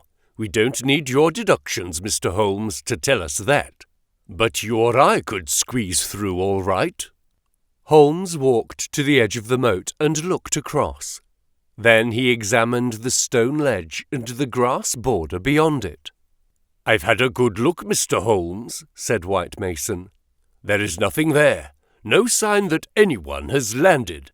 But why should he leave any sign?" "Exactly. Why should he? Is the water always turbid?" "Generally about this colour. The stream brings down the clay." "How deep is it?" "About 2 feet at each side and 3 in the middle." "So we can put aside the idea of the man having been drowned in the crossing." "No, a child could not be drowned in it." We walked across the drawbridge and were admitted by a quaint, gnarled, dried-up person who was the butler Amos. The poor old fellow was white and quivering from the shock. The village sergeant, a tall, formal, melancholy man, still held his vigil in the room of fate. The doctor had departed, Anything fresh, Sergeant Wilson? Asked White Mason. No, sir. Then you can go home. You've had enough. We can send for you if we want you. The butler had better wait outside. Tell him to warn Mr. Cecil Barker, Mrs. Douglas, and the housekeeper that we may want a word with them presently. Now, gentlemen, perhaps you will allow me to give you the views I formed first, and then you will be able to arrive at your own. He impressed me, this country specialist. He had a solid grip of fact and a cool, clear, common-sense brain, which should take him some way in his profession. Holmes listened to him intently, with no sign of that impatience which the official exponent too often produced. It is suicide or it is murder. That's our first question, gentlemen, is it not? If it were suicide, then we have to believe that this man began by taking off his wedding ring and concealing it, that he then came down here in his dressing gown, trampled mud into a corner behind the curtain in order to give the idea someone had waited for him, opened the window, put blood on the— "We can surely dismiss that," said MacDonald. "So I think. Suicide is out of the question. Then a murder has been done. What we have to determine is whether it was done by someone outside or inside the house. Well, let's hear the argument. There are considerable difficulties both ways, and yet one or the other it must be. We will suppose first that some person or persons inside the house did the crime. They got this man down here at a time when everything was still and yet no one was asleep. They then did the deed with the queerest and noisiest weapon in the world, so as to tell everyone what had happened. A weapon that was never seen in the house before. That does not seem a very likely start, does it? No, it does not. Well then, everyone is agreed that after the alarm was given, only a minute at the most had passed before the whole household, not Mr. Cecil Barker alone, though he claims to have been the first, but Amos, and all of them were on the spot. Do you tell me that in that time the guilty person managed to make footmarks in the corner, open the window, mark the sill with blood, take the wedding ring off the dead man's finger, and all the rest of it? It's impossible." "You put it very clearly," said Holmes. "I am inclined to agree with you." "Well then, we are driven back to the theory that it was done by someone from outside. We are still faced with some big difficulties, but anyhow, they have ceased to be impossibilities. The man got into the house between 4:30 and 6, that is to say, between dusk and the time when the bridge was raised. There had been some visitors, and the door was open, so there was nothing to prevent him. He may have been a common burglar, or he may have had some private grudge against Mr. Douglas. Since Mr. Douglas has spent most of his life in America, and this shotgun seems to be an American weapon, it would seem that the private grudge is the more likely theory. He slipped into this room because it was the first he came to, and he hid behind the curtain. There he remained until past 11 at night. At that time, Mr. Douglas entered the room. It was a short interview, if there were any interview at all, for Mrs. Douglas declares that her husband had not left her more than a few minutes when she heard the shot. "The candle shows that," said Holmes. "Exactly. The candle, which was a new one, is not burnt more than half an inch. He must have placed it on the table before he was attacked. Otherwise, of course, it would have fallen when he fell. This shows that he was not attacked the instant he entered the room. When Mr. Barker arrived, the candle was lit and the lamp was out. That's all clear enough. Well now, we can reconstruct things on those lines. Mr. Douglas enters the room. He puts down the candle. A man appears from behind the curtain. He is armed with this gun. He demands the wedding ring. Heaven only knows why. but so it must have been. Mr. Douglas gave it up. Then either in cold blood or in the course of a struggle, Douglas may have gripped the hammer that was found upon the mat. He shot Douglas in this horrible way. He dropped his gun, and also it would seem this queer card, VV341, whatever that may mean, and he made his escape through the window and across the moat at the very moment when Cecil Barker was discovering the crime. How's that, Mr. Holmes? Very interesting, but just a little unconvincing. Man, it would be absolute nonsense if it wasn't that. Anything else is even worse, cried MacDonald. Somebody killed the man, and whoever it was, I could clearly prove to you that he should have done it some other way. What does he mean by allowing his retreat to be cut off like that? What does he mean by using a shotgun when silence was his one chance of escape? Come, Mr. Holmes, it's up to you to give us a lead, since you say Mr. White Mason's theory is unconvincing. Holmes had sat intently observant during this long discussion, missing no word that was said, with his keen eyes darting to right and to left, and his forehead wrinkled with speculation. I should like a few more facts before I get so far as a theory, Mr. Mac, said he, kneeling down beside the body. Dear me, these injuries are really appalling. Can we have the butler in for a moment? Amos, I understand that you have often seen this very unusual mark, a branded triangle inside a circle, upon Mr. Douglas's forearm? Frequently, sir. You have never heard any speculation as to what it meant? No, sir. It must have caused great pain when it was inflicted.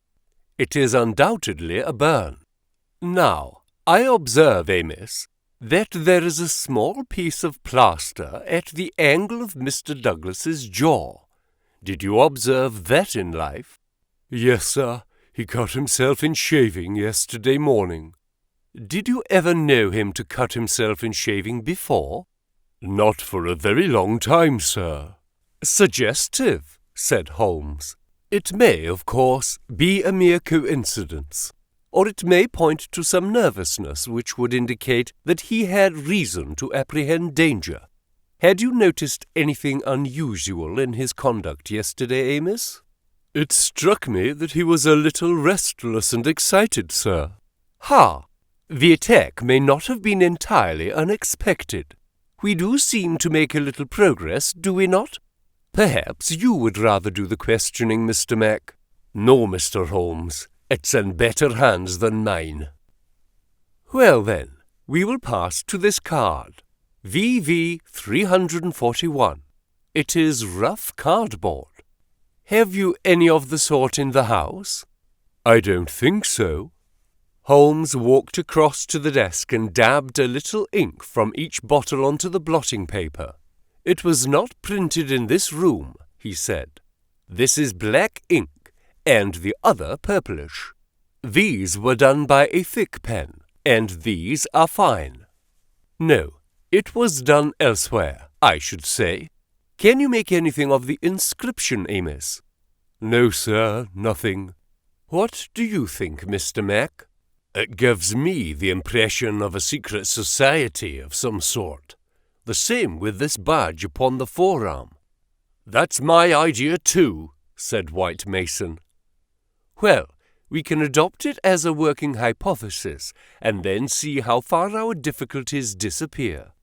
An agent from such a society makes his way into the house, waits for Mr. Douglas, blows his head nearly off with this weapon, and escapes by wading the moat, after leaving a card beside the dead man, which will, when mentioned in the papers, tell others of the society that vengeance has been done.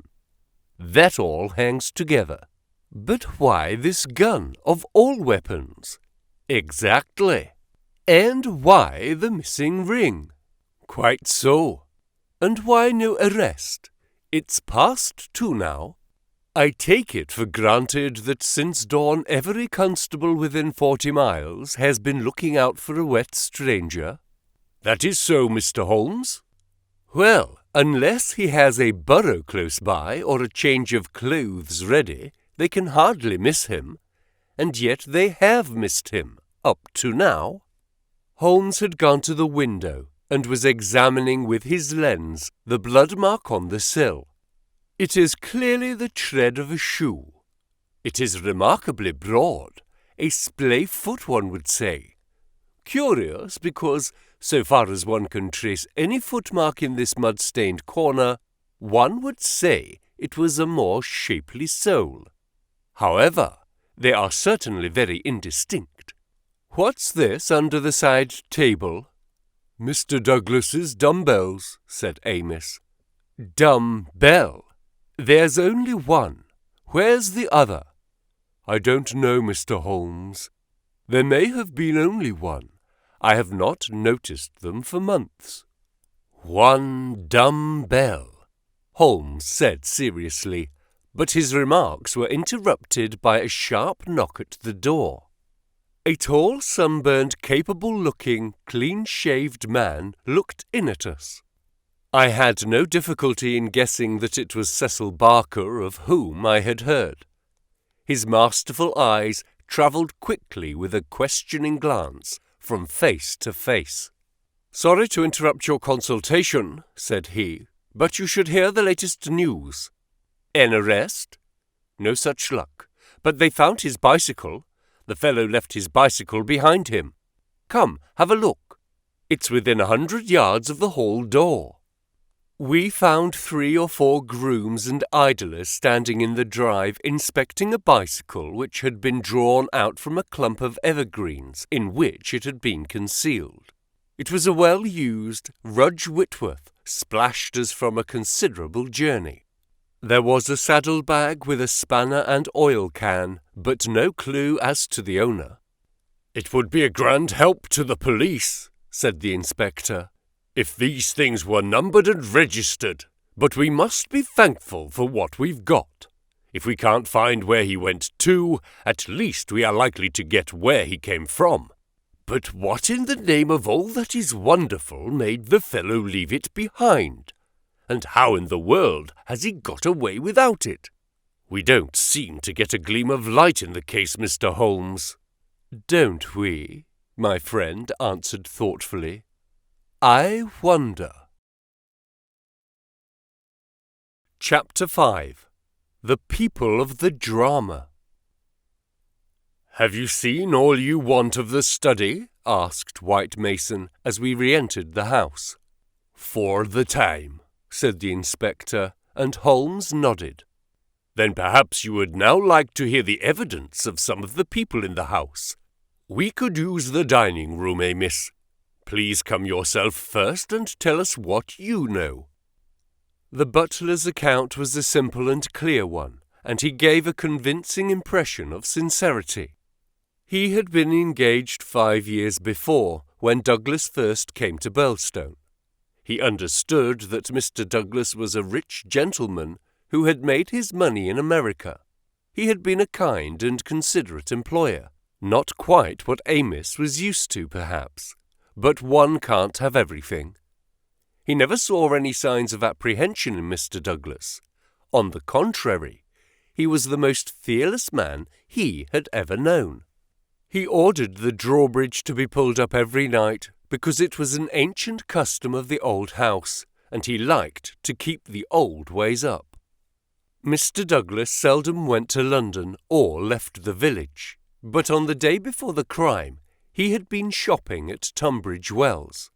He, Amos, had observed some restlessness and excitement on the part of Mr. Douglas that day, for he had seemed impatient and irritable, which was unusual with him.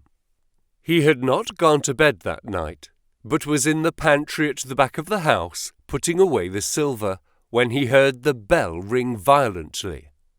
He heard no shot, but it was hardly possible he would, as the pantry and kitchens were at the very back of the house, and there were several closed doors and a long passage between them. The housekeeper had come out of her room, attracted by the violent ringing of the bell. They had gone to the front of the house together. As they reached the bottom of the stairs, he had seen Mrs. Douglas coming down it. No, she was not hurrying. It did not seem to him that she was particularly agitated. Just as she reached the bottom of the stair, Mr. Barker had rushed out of the study. He had stopped Mrs. Douglas and begged her to go back. "For God's sake, go back to your room," he cried. "Poor Jack is dead. You can do nothing. For God's sake, go back." After some persuasion on the stairs, Mrs. Douglas had gone back. She did not scream. She made no outcry whatever. Mrs. Allen, the housekeeper, had taken her upstairs and stayed with her in the bedroom. Amos and Mr. Barker had then returned to the study, where they had found everything exactly as the police had seen it. The candle was not lit at that time, but the lamp was burning. They had looked out of the window, but the night was very dark, and nothing could be seen or heard. They had then rushed out into the hall, where Amos had turned the windlass, which lowered the drawbridge. Mr. Barker then hurried off to get the police. Such, in its essentials, was the evidence of the butler.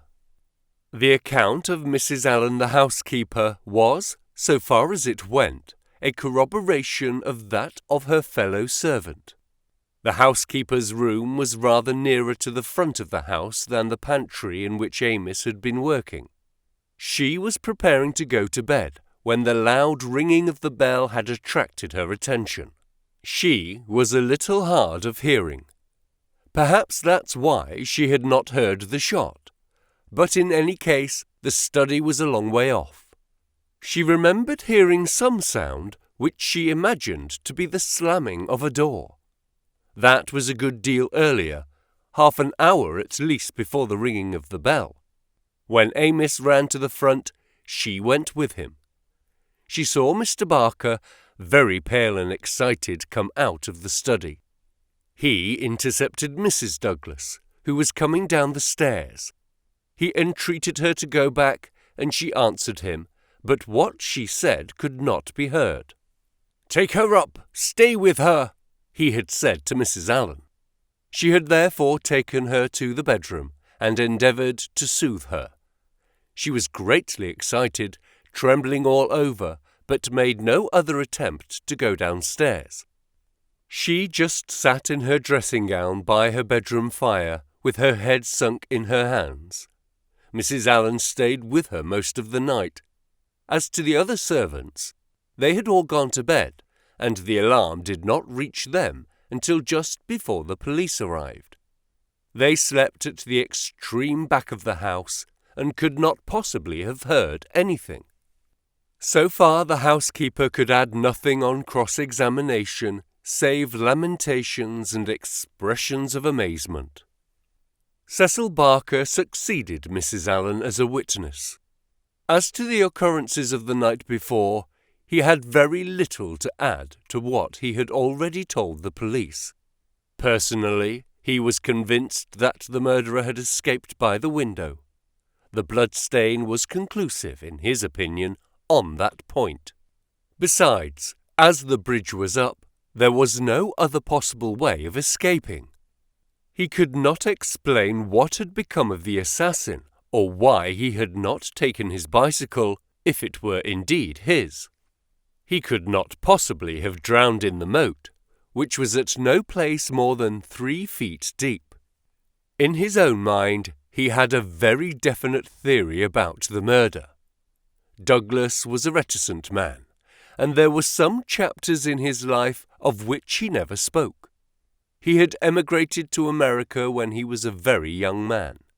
He had prospered well, and Barker had first met him in California, where they had become partners in a successful mining claim at a place called Benito Canyon. They had done very well, but Douglas had suddenly sold out and started for England. He was a widower at the time. Barker had afterwards realized his money and come to live in London. Thus, they had renewed their friendship.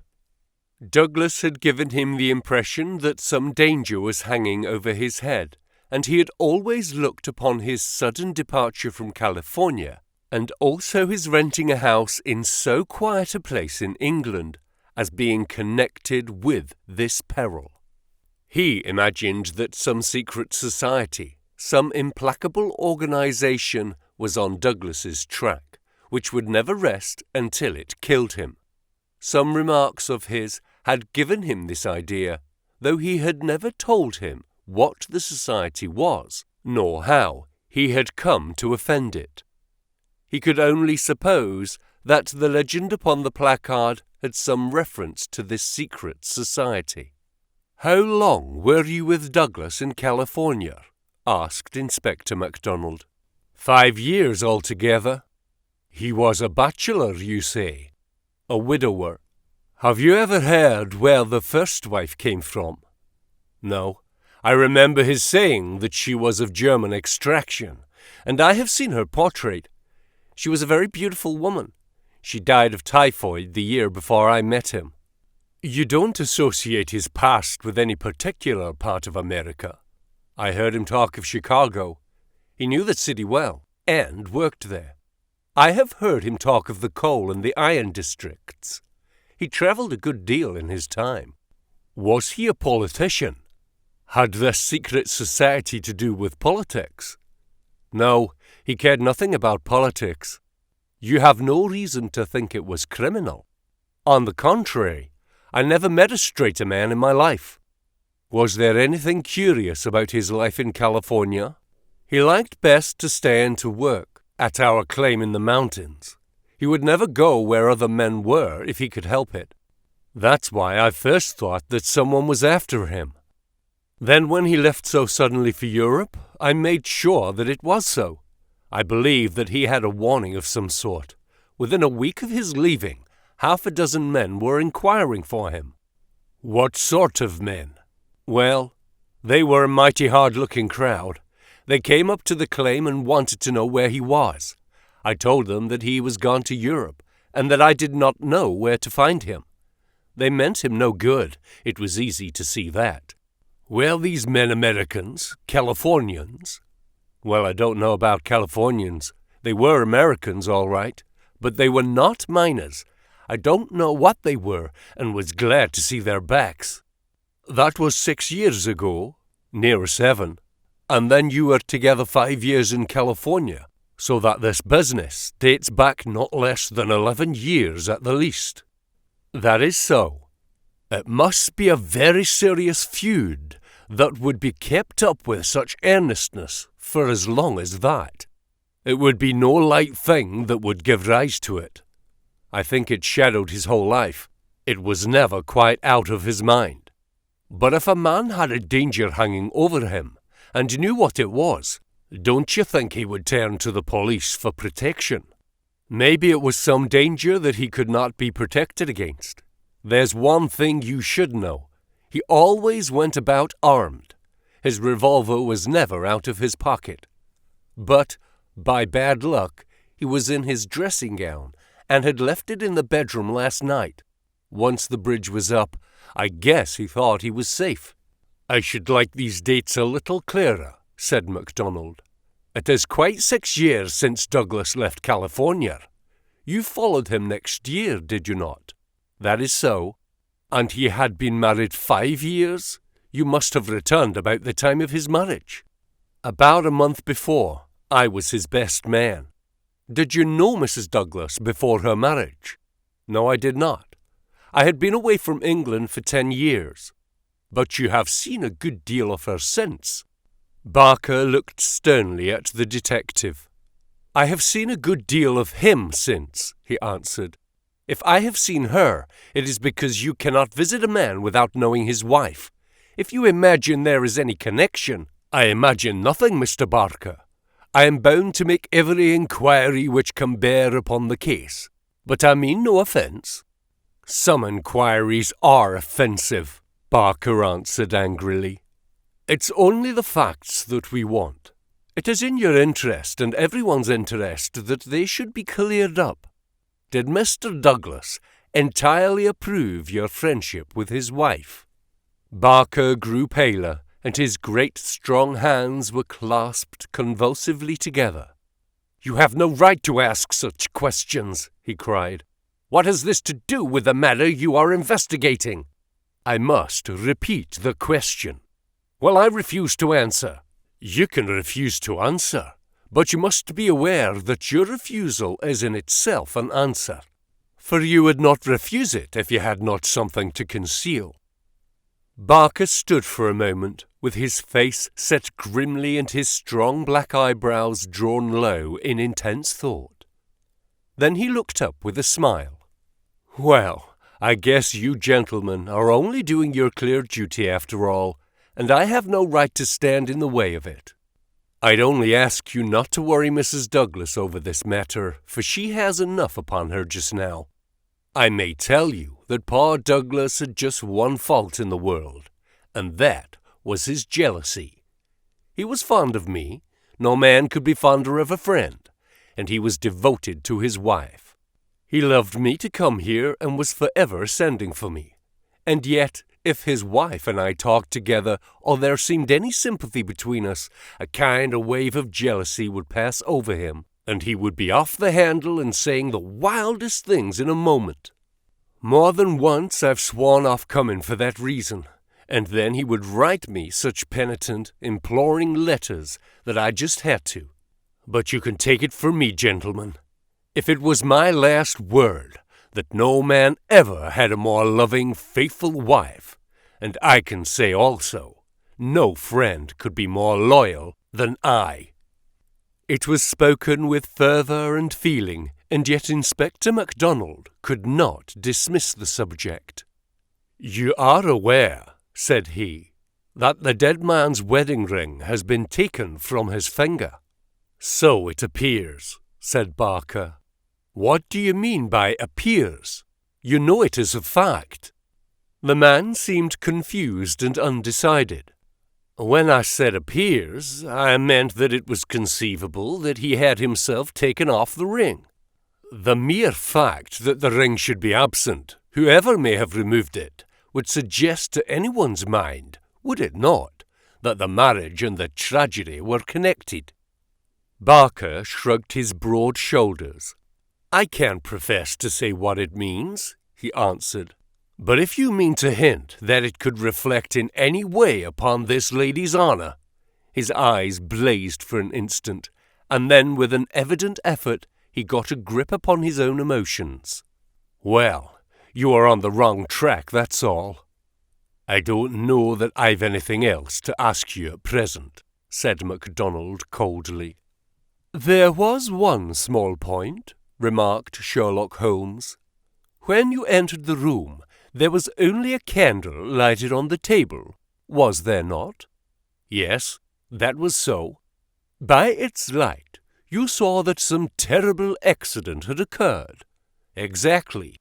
"You at once rang for help." "Yes." "And it arrived very speedily?"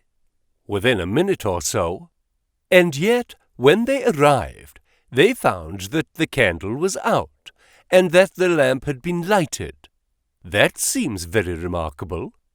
Again, Barker showed some signs of indecision. I don't see that it was remarkable, Mr. Holmes," he answered after a pause. "The candle threw a very bad light. My first thought was to get a better one. The lamp was on the table, so I lit it." "And blew out the candle." "Exactly." Holmes asked no further question, and Barker, with a deliberate look from one to the other of us, which had, as it seemed to me, something of defiance in it, turned and left the room. Inspector MacDonald had sent up a note to the effect that he would wait upon Mrs. Douglas in her room, but she had replied that she would meet us in the dining room. She entered now, a tall and beautiful woman of 30, reserved and self-possessed to a remarkable degree, very different from the tragic and distracted figure I had pictured. It is true that her face was pale and drawn, like that of one who has endured a great shock, but her manner was composed, and the finely moulded hand which she rested upon the edge of the table was as steady as my own. Her sad, appealing eyes travelled from one to the other of us with a curiously inquisitive expression. That questioning gaze transformed itself suddenly into abrupt speech. "Have you found anything out yet?" she asked. Was it my imagination that there was an undertone of fear rather than of hope in the question?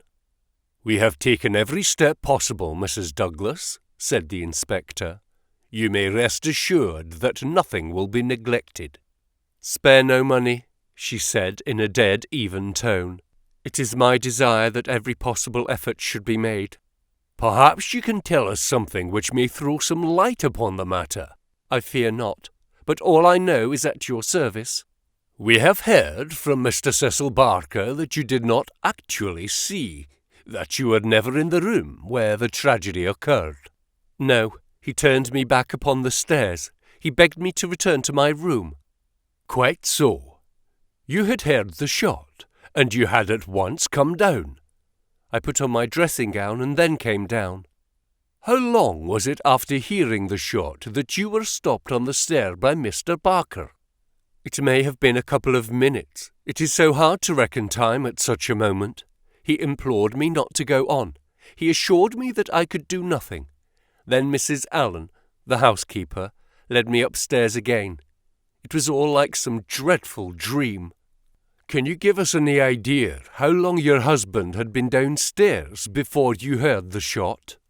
"No, I cannot say. He went from his dressing room, and I did not hear him go. He did the round of the house every night, for he was nervous of fire. It is the only thing that I have ever known him nervous of." "That is just the point which I want to come to, Mrs. Douglas. You have known your husband only in England, have you not?" "Yes, we have been married 5 years." "Have you heard him speak of anything which occurred in America and might bring some danger upon him?" Mrs. Douglas thought earnestly before she answered. "Yes," she said at last. "I have always felt that there was a danger hanging over him. He refused to discuss it with me. It was not from want of confidence in me. There was the most complete love and confidence between us, but it was out of his desire to keep all alarm away from me. He thought I should brood over it if I knew all, and so he was silent." "How did you know it then?" Mrs. Douglas's face lit with a quick smile. "Can a husband ever carry about a secret all his life, and a woman who loves him have no suspicion of it? I knew it by his refusal to talk about some episodes in his American life. I knew it by certain precautions he took. I knew it by certain words he let fall. I knew it by the way he looked at unexpected strangers. I was perfectly certain that he had some powerful enemies, that he believed that they were on his track, and that he was always on his guard against them. I was so sure of it that for years I have been terrified if ever he came home later than was expected." "Might I ask," asked Holmes, "what the words were which attracted your attention?" "The Valley of Fear," the lady answered. "That was an expression he has used when I questioned him. I have been in the Valley of Fear. I am not out of it yet. Are we never to get out of the Valley of Fear? I have asked him when I have seen him more serious than usual. Sometimes I think that we never shall," he has answered. "Surely you asked him what he meant by the Valley of Fear?" "I did, but his face would become very grave and he would shake his head. 'It is bad enough that one of us should have been in its shadow,' he said. 'Please God it shall never fall upon you.' It was some real valley in which he had lived, and in which something terrible had occurred to him. Of that I am certain, but I can tell you no more." "And he never mentioned any names?" "Yes, he was delirious with fever once, when he had had his hunting accident 3 years ago. Then I remember that there was a name that came continually to his lips. He spoke it with anger and a sort of horror. McGinty was the name, Bodymaster McGinty." I asked him when he recovered who Bodymaster McGinty was, and whose body he was the master of. Never of mine, thank God, he answered with a laugh, and that was all I could get from him. But there is a connection between Bodymaster McGinty and the Valley of Fear. There is one other point, said Inspector MacDonald. You met Mr. Douglas in a boarding house in London, did you not, and became engaged to him there? Was there any romance, anything secret or mysterious about the wedding? There was romance. There is always romance. There was nothing mysterious. He had no rival? No, I was quite free. You have heard, no doubt, that his wedding ring has been taken. Does that suggest anything to you? Suppose that some enemy of his old life has tracked him down and committed this crime. What possible reason could he have for taking his wedding ring? For an instant, I could have sworn that the faintest shadow of a smile flickered over the woman's lips. I really cannot tell, she answered. It is certainly a most extraordinary thing. Well, we will not detain you any longer, and we are sorry to have to put you to this trouble at such a time, said the inspector. There are some other points, no doubt, but we can refer to you as they arise. She rose, and I was again conscious of that quick, questioning glance with which she had just surveyed us. What impression has my evidence made upon you? The question might as well have been spoken. Then, with a bow, she swept from the room. She's a beautiful woman, a very beautiful woman, said MacDonald thoughtfully, after the door had closed behind her. This man Barker has certainly been down here a good deal. He is a man who might be attractive to a woman. He admits that the dead man was jealous, and maybe he knew best himself what cause he had for jealousy. Then there's that wedding ring. You can't get past that. The man who tears a wedding ring off a dead man's. What do you say to it, Mr. Holmes? My friend had sat with his head upon his hands, sunk in the deepest thought. Now he rose and rang the bell. "Amos," he said, when the butler entered, "where is Mr. Cecil Barker now?" "I'll see, sir." He came back in a moment to say that Barker was in the garden. Can you remember, Amos, what Mr. Barker had on his feet last night when you joined him in the study? "Yes, Mr. Holmes, he had a pair of bedroom slippers. I brought him his boots when he went for the police. Where are the slippers now?" "They are still under the chair in the hall." "Very good, Amos. It is, of course, important for us to know which tracks may be Mr. Barker's and which from outside." "Yes, sir. I may say that I noticed that the slippers were stained with blood. So indeed were my own." "That is natural enough, considering the condition of the room. Very good, Amos. We will ring if we want you." A few minutes later we were in the study. Holmes had brought with him the carpet slippers from the hall. As Amos had observed, the soles of both were dark with blood. "Strange," murmured Holmes, as he stood in the light of the window and examined them minutely. "Very strange indeed." Stooping with one of his quick feline pounces, he placed the slipper upon the blood mark on the sill. It exactly corresponded. He smiled in silence at his colleagues. The inspector was transfigured with excitement. His native accent rattled like a stick upon railings. "Man," he cried, "there's not a doubt of it. Barker has just marked the window himself. It's a good deal broader than any boot mark. I mind that you said it was a splay foot, and here's the explanation. But what's the game, Mr. Holmes? What's the game?" "Aye, what's the game?" my friend repeated thoughtfully. White Mason chuckled and rubbed his fat hands together in his professional satisfaction. "I said it was a snorter," he cried, "and a real snorter it is." Chapter 6. A Dawning Light. The three detectives had many matters of detail in which to inquire, so I returned alone to our modest quarters at the village inn. But before doing so, I took a stroll in the curious old-world garden which flanked the house. Rows of very ancient yew trees cut into strange designs girded it round. Inside was a beautiful stretch of lawn with an old sundial in the middle, the whole effect so soothing and restful that it was welcome to my somewhat jangled nerves.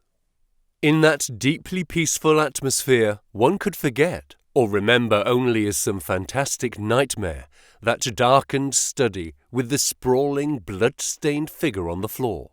And yet, as I strolled round it and tried to steep my soul in its gentle balm, a strange incident occurred, which brought me back to the tragedy and left a sinister impression in my mind. I have said that a decoration of yew trees circled the garden. At the end, farthest from the house, they thickened into a continuous hedge. On the other side of this hedge, concealed from the eyes of anyone approaching from the direction of the house, there was a stone seat. As I approached the spot, I was aware of voices, some remark in the deep tones of a man, answered by a little ripple of feminine laughter. An instant later, I had come round the end of the hedge, and my eyes lit upon Mrs. Douglas and the man Barker before they were aware of my presence. Her appearance gave me a shock. In the dining room, she had been demure and discreet. Now, all pretense of grief had passed away from her. Her eyes shone with the joy of living, and her face still quivered with amusement at some remark of her companion. He sat forward, his hands clasped, and his forearms on his knees, with an answering smile upon his bold, handsome face. In an instant, but it was just one instant too late, they resumed their solemn masks as my figure came into view. A hurried word or two passed between them, and then Barker rose and came towards me. "Excuse me, sir," said he, "but am I addressing Dr. Watson?" I bowed with a coldness which showed, I dare say, very plainly the impression which had been produced upon my mind. "We thought that it was probably you, as your friendship with Mr. Sherlock Holmes is so well known. Would you mind coming over and speaking to Mrs. Douglas for one instant?" I followed him with a dour face. Very clearly I could see in my mind's eye that shattered figure on the floor. Here, within a few hours of the tragedy, were his wife and his nearest friend laughing together behind a bush in the garden, which had been his. I greeted the lady with reserve. I had grieved with her grief in the dining room. Now I met her appealing gaze with an unresponsive eye. "I fear that you think me callous and hard-hearted," said she. I shrugged my shoulders. "It is no business of mine," said I. "Perhaps some day you will do me justice. If you only realized—" "There is no need why Dr. Watson should realize," said Barker quickly. "As he has himself said, it is no possible business of his."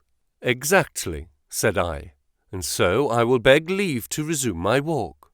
"One moment, Dr. Watson," cried the woman in a pleading voice. "There is one question which you can answer with more authority than anyone else in the world, and it may make a very great difference to me. You know Mr. Holmes and his relations with the police better than anyone else can. Supposing that a matter were brought confidentially to his knowledge, is it absolutely necessary that he should pass it on to the detectives?" "Yes, that's it," said Barker eagerly. "Is he on his own, or is he entirely in with them? I really don't know that I should be justified in discussing such a point." "I beg, I implore that you will, Dr. Watson. I assure you that you will be helping me greatly if you will guide us on that point."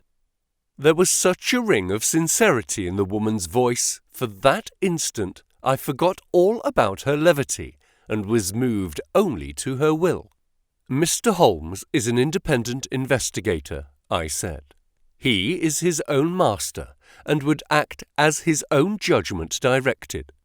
At the same time, he would naturally feel loyalty towards the officials who were working on the same case, and he would not conceal from them anything which would help them in bringing a criminal to justice.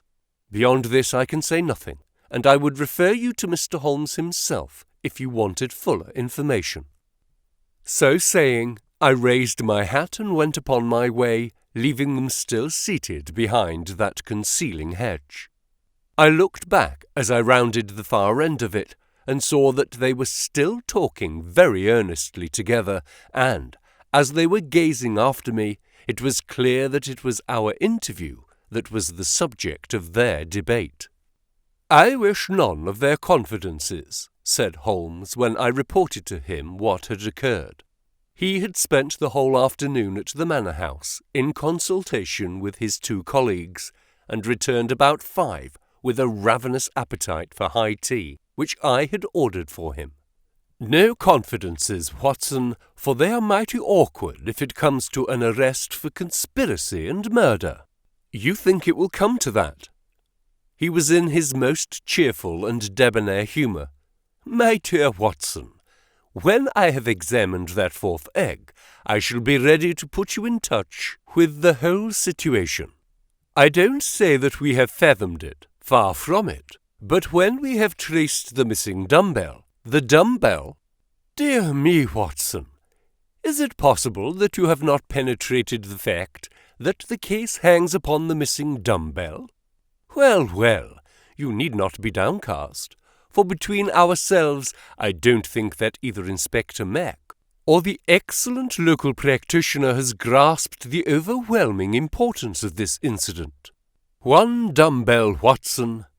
Consider an athlete with 1 dumbbell. Picture to yourself the unilateral development, the imminent danger of a spinal curvature. Shocking, Watson, shocking." He sat with his mouth full of toast and his eyes sparkling with mischief, watching my intellectual entanglement. The mere sight of his excellent appetite was an assurance of success, for I had very clear recollections of days and nights without a thought of food, when his baffled mind had chafed before some problem, while his thin, eager features became more attenuated with the asceticism of complete mental concentration. Finally he lit his pipe, and sitting in the inglenook of the old village inn, he talked slowly and at random about his case, rather as one who thinks aloud than as one who makes a considered statement. "A lie, Watson. A great, big, thumping, obtrusive, uncompromising lie. That's what meets us on the threshold. There is our starting point. The whole story told by Barker is a lie, but Barker's story is corroborated by Mrs. Douglas. Therefore, she is lying also. They are both lying, and in a conspiracy. So now we have the clear problem. Why are they lying, and what is the truth which they are trying so hard to conceal? Let us try, Watson, you and I, if we can get behind the lie and reconstruct the truth. How do I know that they are lying? Because it is a clumsy fabrication which simply could not be true. Consider. According to the story given to us, the assassin has less than a minute after the murder had been committed to take that ring, which was under another ring, from the dead man's finger to replace the other ring, a thing which he would surely never have done, and to put that singular card beside his victim. I say that this was obviously impossible. You may argue, but I have too much respect for your judgment, Watson, to think that you will do so, that the ring may have been taken before the man was killed. The fact that the candle had been lit only a short time shows that there had been no lengthy interview. Was Douglas, From what we hear of his fearless character, a man who would be likely to give up his wedding ring at such short notice? Or could we conceive of his giving it up at all? No, Watson. The assassin was alone with the dead man for some time with the lamp lit. Of that I have no doubt at all. But the gunshot was apparently the cause of death. Therefore, the shot must have been fired some time earlier than we are told. But there could be no mistake about such a matter as that. We are in the presence, therefore, of a deliberate conspiracy upon the part of two people who heard the gunshot, of the man Barker and of the woman Douglas. When on top of this I am able to show that blood mark on the windowsill was deliberately placed there by Barker in order to give a false clue to the police, you will admit that the case grows dark against him. Now we have to ask ourselves at what hour the murder actually did occur. Up to 10:30, the servants were moving about the house, so it was certainly not before that time. At 11:15, they had all gone to their rooms with the exception of Amos, who was in the pantry. I have been trying some experiments after you left us this afternoon, and I find that no noise which MacDonald can make in the study can penetrate to me in the pantry when the doors are all shut. It is otherwise, however, from the housekeeper's room. It is not so far down the corridor, and from it I could vaguely hear a voice when it was very loudly raised. The sound from a shotgun is to some extent muffled when the discharge is at very close range, as it undoubtedly was in this instance. It would not be very loud, and yet in the silence of the night it should have easily penetrated to Mrs. Allen's room. She is, as she has told us, somewhat deaf, but nonetheless she mentioned in her evidence that she did hear something like a door slamming half an hour before the alarm was given. Half an hour before the alarm was given would be 11:15. I have no doubt that what she heard was the report of the gun, and that this was the real instant of the murder. If this is so, we have now to determine what Barker and Mrs. Douglas, presuming that they are not the actual murderers, could have been doing from 11:15, when the sound of the shot brought them down, until 11:15, when they rang the bell and summoned the servants.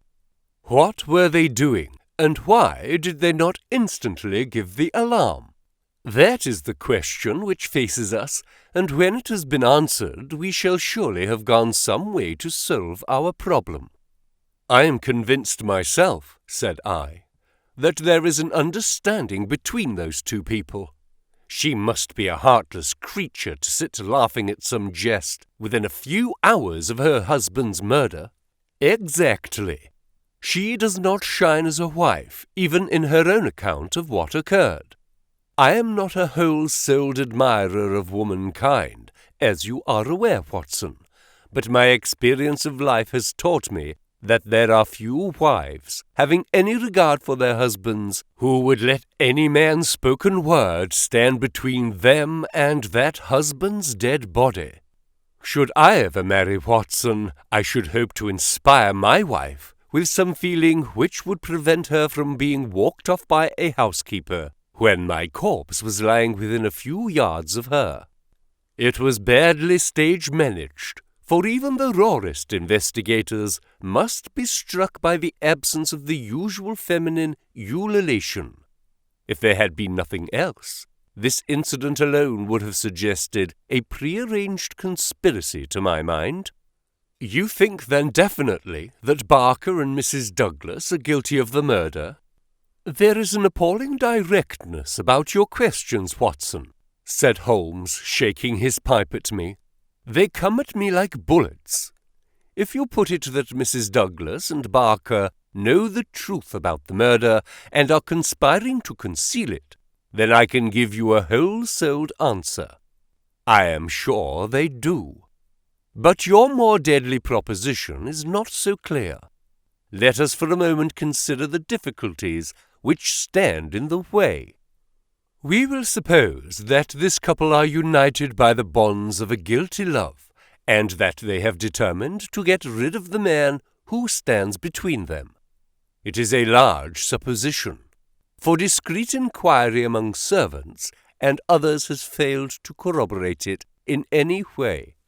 On the contrary, there is a good deal of evidence that the Douglases were very attached to each other. That, I am sure, cannot be true, said I, thinking of the beautiful smiling face in the garden. Well, at least they gave that impression. However, we will suppose that they are an extraordinarily astute couple who deceive everyone upon this point and conspire to murder the husband. He happens to be a man over whose head some danger hangs. We have only their word for that. Holmes looked thoughtful. I see, Watson. You are sketching out a theory by which everything they say from the beginning is false. According to your idea, there was never any hidden menace, or secret society, or valley of fear, or boss Mac somebody, or anything else. Well, that is a good sweeping generalization. Let us see what that brings us to. They invent this theory to account for the crime. Then they play up to the idea by leaving this bicycle in the park as proof of the existence of some outsider. The stain on the windowsill conveys the same idea.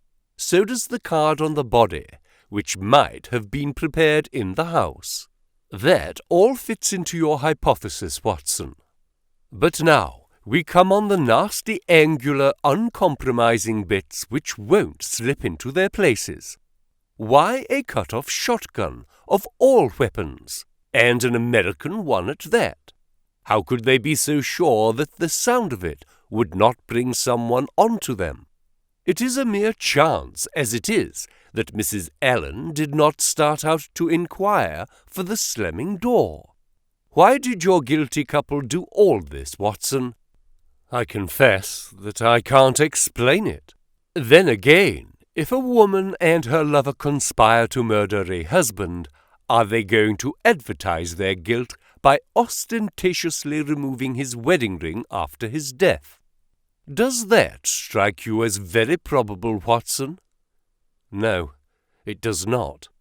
And once again, if the thought of leaving a bicycle concealed outside had occurred to you, would it really have seemed worth doing when the dullest detective would naturally say this is an obvious blind, as the bicycle is the first thing which the fugitive needed in order to make his escape?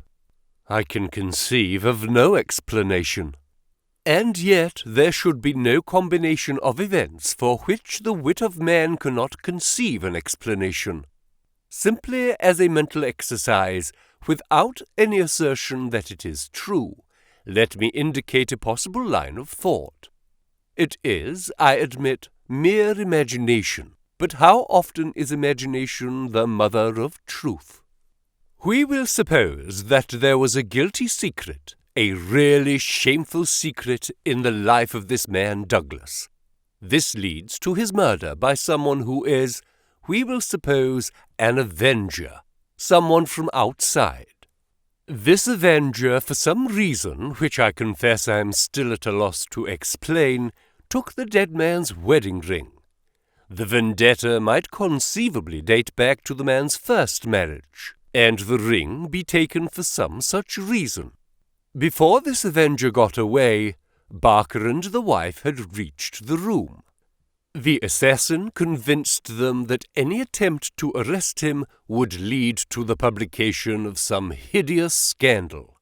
They were converted to this idea and preferred to let him go. For this purpose, they probably lowered the bridge, which can be done quite noiselessly, and then raised it again. He made his escape, and for some reason thought that he could do so more safely on foot than on the bicycle. He therefore left his machine where it would not be discovered until he had got safely away. So far we are within the bounds of possibility, are we not?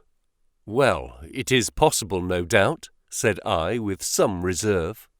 We have to remember, Watson, that whatever occurred is certainly something very extraordinary.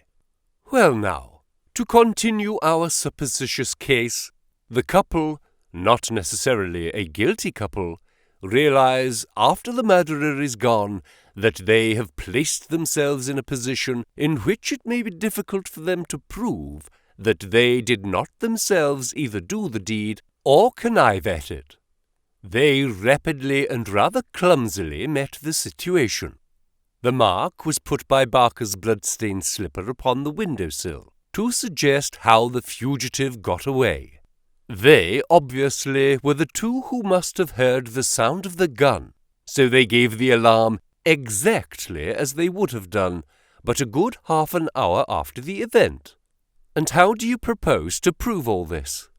Well, if there were an outsider, he may be traced and taken. That would be the most effective of all proofs. But if not, well, the resources of science are far from being exhausted. I think that an evening alone in that study would help me much. An evening alone? I propose to go up there presently. I have arranged it with the estimable Amos, who is by no means wholehearted about Barker. I shall sit in that room and see if its atmosphere brings me inspiration. I'm a believer in the genius loci. You smile, friend Watson. Well, we shall see. By the way, you have that big umbrella of yours, have you not? It is here? Well, I'll borrow that if I may. Certainly. But what a wretched weapon! If there is danger, nothing serious, my dear Watson, or I should certainly ask for your assistance. But I'll take the umbrella. At present I'm only awaiting the return of our colleagues from Tunbridge Wells, where they are at present engaged in trying to find a likely owner to the bicycle.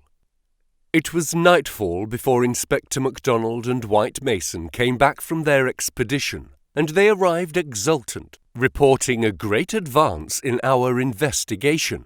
Man, I'll admit that I had my doubts if there was ever an outsider, said MacDonald. But that's all past now. We've had the bicycle identified, and we have a description of our man, so that's a long step on our journey. It sounds to me like the beginning of the end, said Holmes. I'm sure I congratulate you both with all my heart. Well, I started from the fact that Mr. Douglas had seemed disturbed since the day before, when he had been at Tunbridge Wells. It was at Tunbridge Wells, then, that he had become conscious of some danger. It was clear, therefore, that if a man had come over with a bicycle, it was from Tunbridge Wells that he might be expected to have come. We took the bicycle over with us and showed it at the hotels. It was identified at once by the manager of the Eagle Commercial as belonging to a man named Hargrave, who had taken a room there 2 days before. This bicycle and a small valise were his whole belongings. He had registered his name as coming from London, but had given no address. The valise was London-made, and the contents were British, but the man himself was undoubtedly an American. Well, well, said Holmes gleefully. You have indeed done some solid work, while I have been sitting spinning theories with my friend. It is a lesson in being practical, Mr. Mac. Aye, it's just that, Mr. Holmes, said the inspector with satisfaction. But this may all fit in with your theories, I remarked. That may or may not be. But let us hear the end, Mr. Mac. Was there nothing to identify this man? So little that it was evident that he had carefully guarded himself against identification. There were no papers or letters, and no marking upon the clothes. A cycle map of the country lay on his bedroom table. He had left the hotel after breakfast yesterday morning on his bicycle, and no more was heard of him until our inquiries. That's what puzzles me, Mr. Holmes, said White Mason. If the fellow did not want the hue and cry raised over him, one would imagine that he would have returned and remained at the hotel as an inoffensive tourist. As it is, he must know that he will be reported to the police by the hotel manager and that his disappearance will be connected with the murder. So one would imagine. Still, he has been justified of his wisdom up to date, at any rate, since he has not been taken. But his description, what of that? MacDonald referred to his notebook. Here we have it so far as they could give it. They don't seem to have taken any very particular stock of him, but still the porter, the clerk, and the chambermaid are all agreed that this about covers the points. He was a man about 5'9" in height, 50 or so years of age, his hair slightly grizzled and a greyish moustache, a curved nose, and a face which all of them described as fierce and forbidding. Well, by the expression, that might almost be a description of Douglas himself, said Holmes. He is just over 50, with grizzled hair and moustache, and about the same height. Did you get anything else? He was dressed in a heavy grey suit with a reefer jacket, and he wore a short yellow overcoat and soft cap. What about the shotgun? It is less than 2 feet long. It could very well have fitted into his valise. He could have carried it inside his overcoat without difficulty. And how do you consider that all this bears upon the general case? Well, Mr. Holmes, said MacDonald, when we have got our man, and you may be sure that I had his description on the wires within 5 minutes of hearing it, we shall be better able to judge. But, even as it stands, we have surely gone a long way. We know that an American calling himself Hargrave came to Tunbridge Wells 2 days ago with a bicycle and valise. In that latter was a sawed-off shotgun, so he came with a deliberate purpose of crime. Yesterday morning he set off for this place on his bicycle, with his gun concealed in his overcoat. No one saw him arrive, so far as we can learn. But he need not pass through the village to reach the park gates, and there are many cyclists upon the road. Presumably, he at once concealed his cycle among the laurels where it was found, and possibly lurked there himself, with an eye on the house, waiting for Mr. Douglas to come out.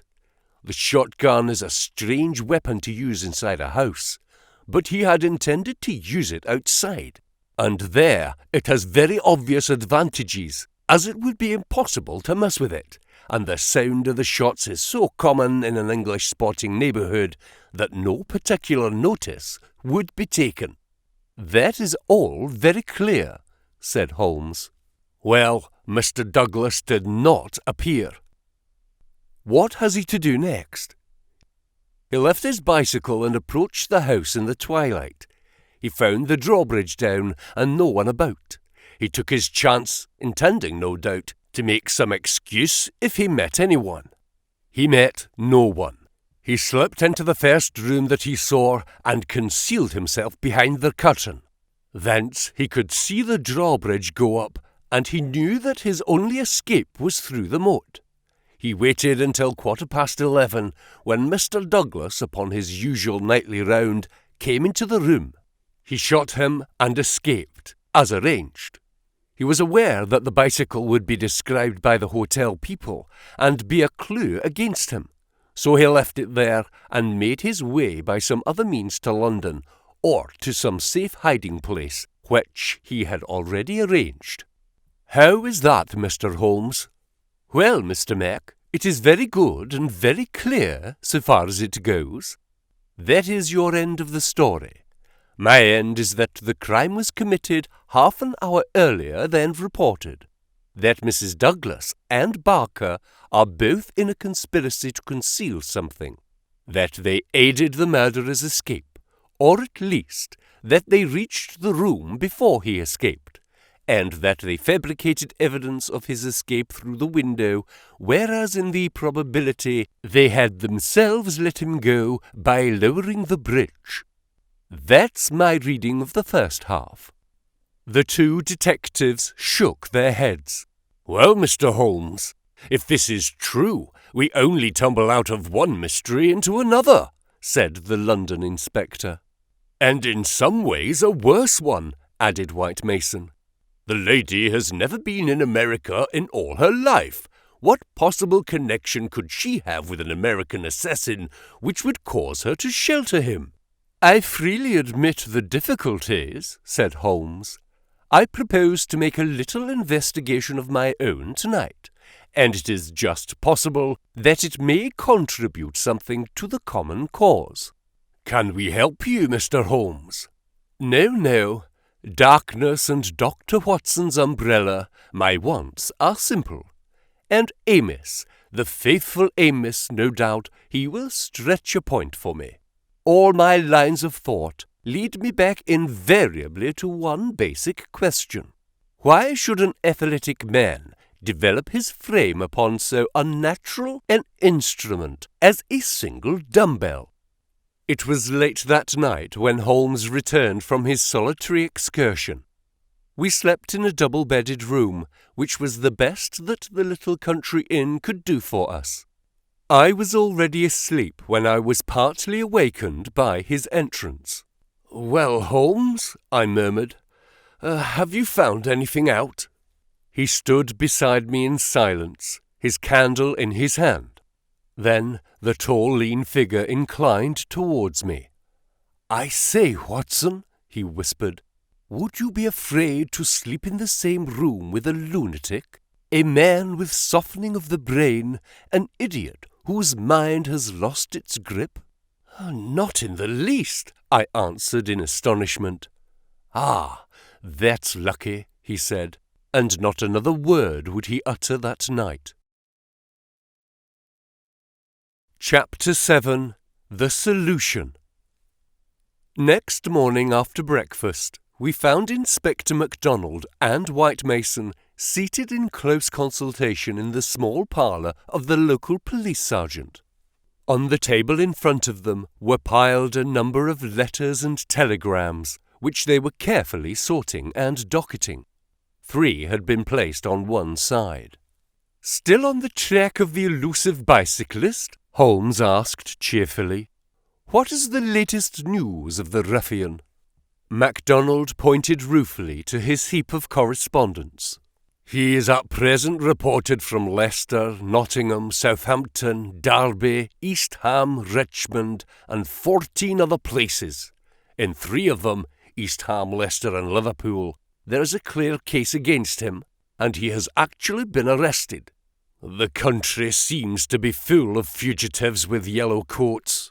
"Dear me," said Holmes sympathetically. "Now, Mr. Mac, and you, Mr. White Mason, I wish to give you a very earnest piece of advice. When I went into this case with you, I bargained, as you will remember, that I should not present you with half-proved theories, but that I should retain and work out my own ideas until I had satisfied myself that they were correct. For this reason, I am not at the present moment telling you all that is in my mind.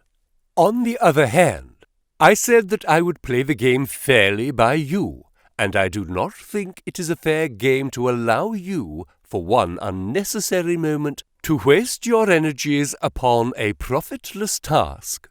Therefore, I am here to advise you this morning, and my advice to you is summed up in 3 words.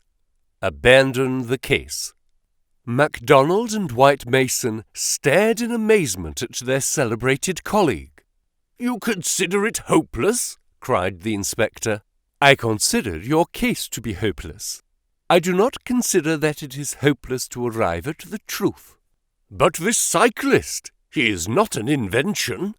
We have his description, his valise, his bicycle. The fellow must be somewhere. Why should we not get him?" Yes, no doubt he is somewhere, and no doubt we shall get him. But I would not have you waste your energies in East Ham or Liverpool. I am sure that we can find some shorter cut to a result." "You are holding something back. It's hardly fair of you, Mr. Holmes." The inspector was annoyed. "You know my methods of work, Mr. Mac, but I will hold it back for the shortest time possible. I only wish to verify my details in one way. which can very readily be done, and then I make my bow and return to London, leaving my results entirely at your service. I owe you too much to act otherwise, for in all my experience I cannot recall any more singular and interesting study." "This is clean beyond me, Mr. Holmes. We saw you when we returned from Tunbridge Wells last night, and you were in general agreement with our results. What has happened since then to give you a completely new idea of the case?" "Well, since you ask me, I spent, as I told you that I would, some hours last night at the Manor House." "Well, what happened?" I can only give you a very general answer to that for the moment. By the way, I have been reading a short but clear and interesting account of the old building, purchasable at the modest sum of 1 penny from the local tobacconist. Here Holmes drew a small tract, embellished with a rude engraving of the ancient manor house, from his waistcoat pocket. It immensely adds to the zest of an investigation, my dear Mr. Mac, when one is in conscious sympathy with the historical atmosphere of one's surroundings. Don't look so impatient, for I assure you that even so bald an account as this raises some sort of picture of the past in one's mind. Permit me to give you a sample. Erected in the 5th year of the reign of James I, and standing upon the site of a much older building, the manor house of Birlstone presents one of the finest surviving examples of the moated Jacobean residence. "You're making fools of us, Mr. Holmes." "Tut, tut, Mr. Mac. The first sign of temper I have detected in you. Well, I won't read it verbatim, since you feel so strongly upon the subject. But when I tell you that there is some account of the taking of the place by a parliamentary colonel in 1644, of the concealment of Charles for several days in the course of the Civil War, and finally of a visit there by the 2nd George, you will admit that there are various associations of interest connected with this ancient house." "I don't doubt it, Mr. Holmes. But that is no business of ours." "Is it not? Is it not? Breadth of view, my dear Mr. Mac, is one of the essentials of our profession. The interplay of ideas and the oblique uses of knowledge are often of extraordinary interest. You will excuse these remarks from one who, though a mere connoisseur of crime, is still rather older and perhaps more experienced than yourself." "I'm the first to admit that," said the detective heartily. "You get to your point, I admit, but you have such a deduced round-the-corner way of doing it." Well, I'll drop past history and get down to present-day facts. I called last night, as I have already said, at the manor house. I did not see either Barker or Mrs. Douglas. I saw no necessity to disturb them. But I was pleased to hear that the lady was not visibly pining, and that she had partaken of an excellent dinner.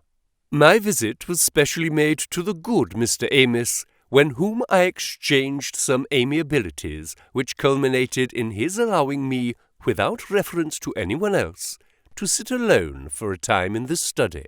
"What? With that?" I ejaculated. No, everything is now in order.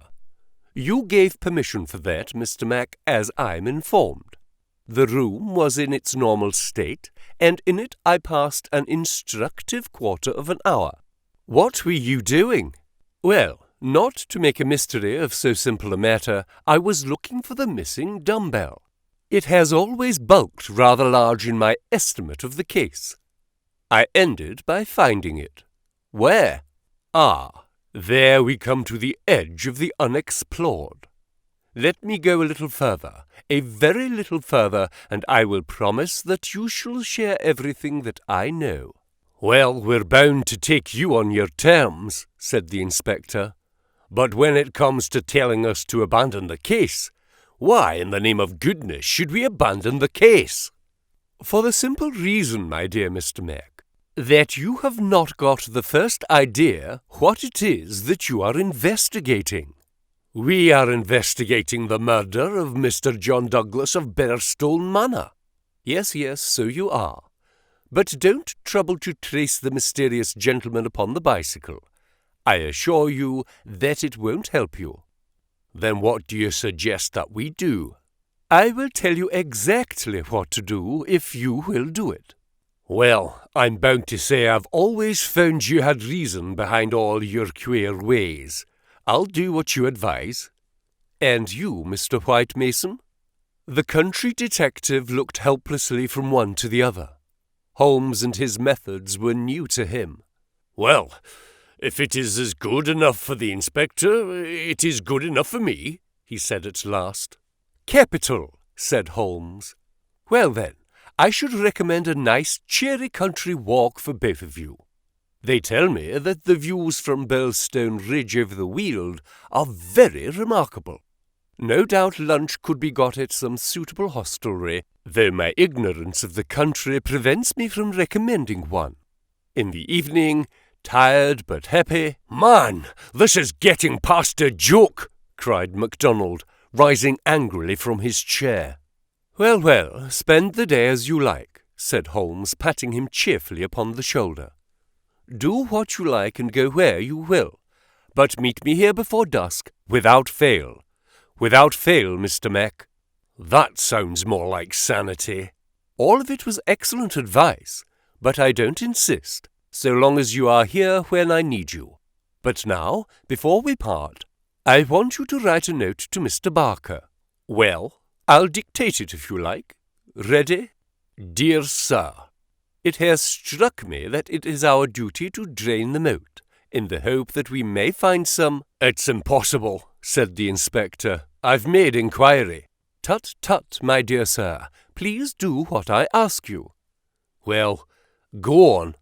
"In the hope that we may find something which may bear upon our investigation. I have made arrangements, and the workmen will be at work early tomorrow morning, diverting the stream—" "Impossible!"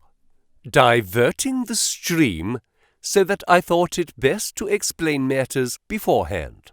Now sign that, and send it by hand about 4 o'clock. At that hour we shall meet again in this room. Until then we may each do what we like, for I can assure you that this inquiry has come to a definite pause." Evening was drawing in when we reassembled.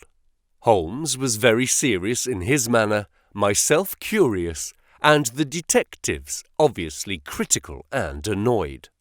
"Well, gentlemen," said my friend gravely, "I am asking you now to put everything to the test with me, and you will judge for yourselves whether the observations I have made justify the conclusions to which I have come.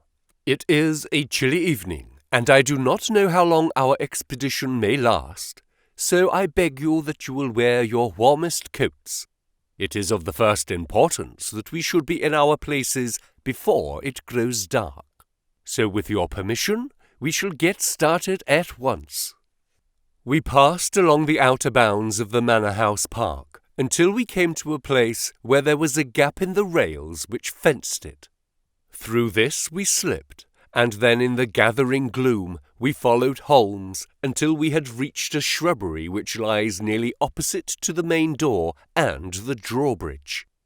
The latter had not been raised. Holmes crouched down behind the screen of laurels, and we all three followed his example.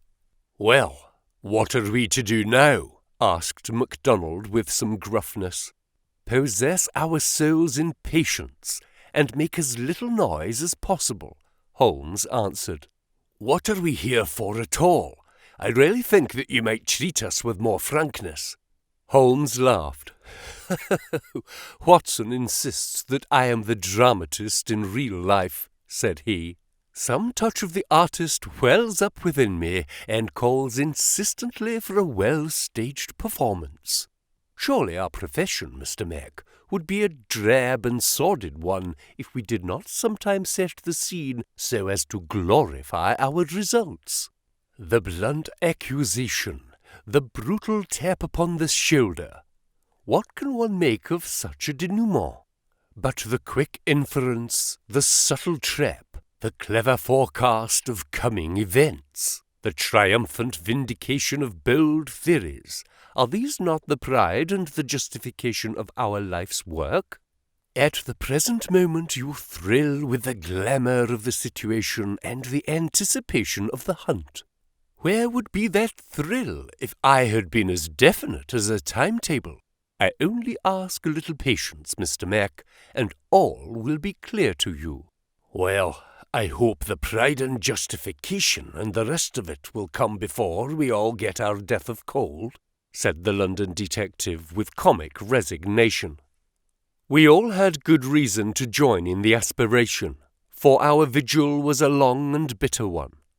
Slowly the shadows darkened over the long sombre face of the old house.